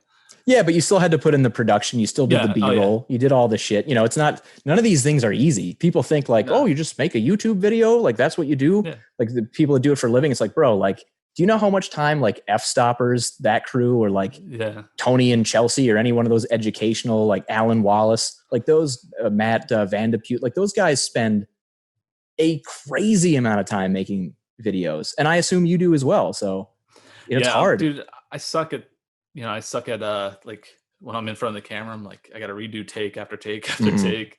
And then my girlfriend's in another room, like starts saying the same shit that I'm saying. I'm repeating it so much. I'm like, man, this is painful. Yeah.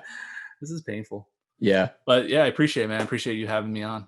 Of course, dude. Yeah. Lucky to have you, man.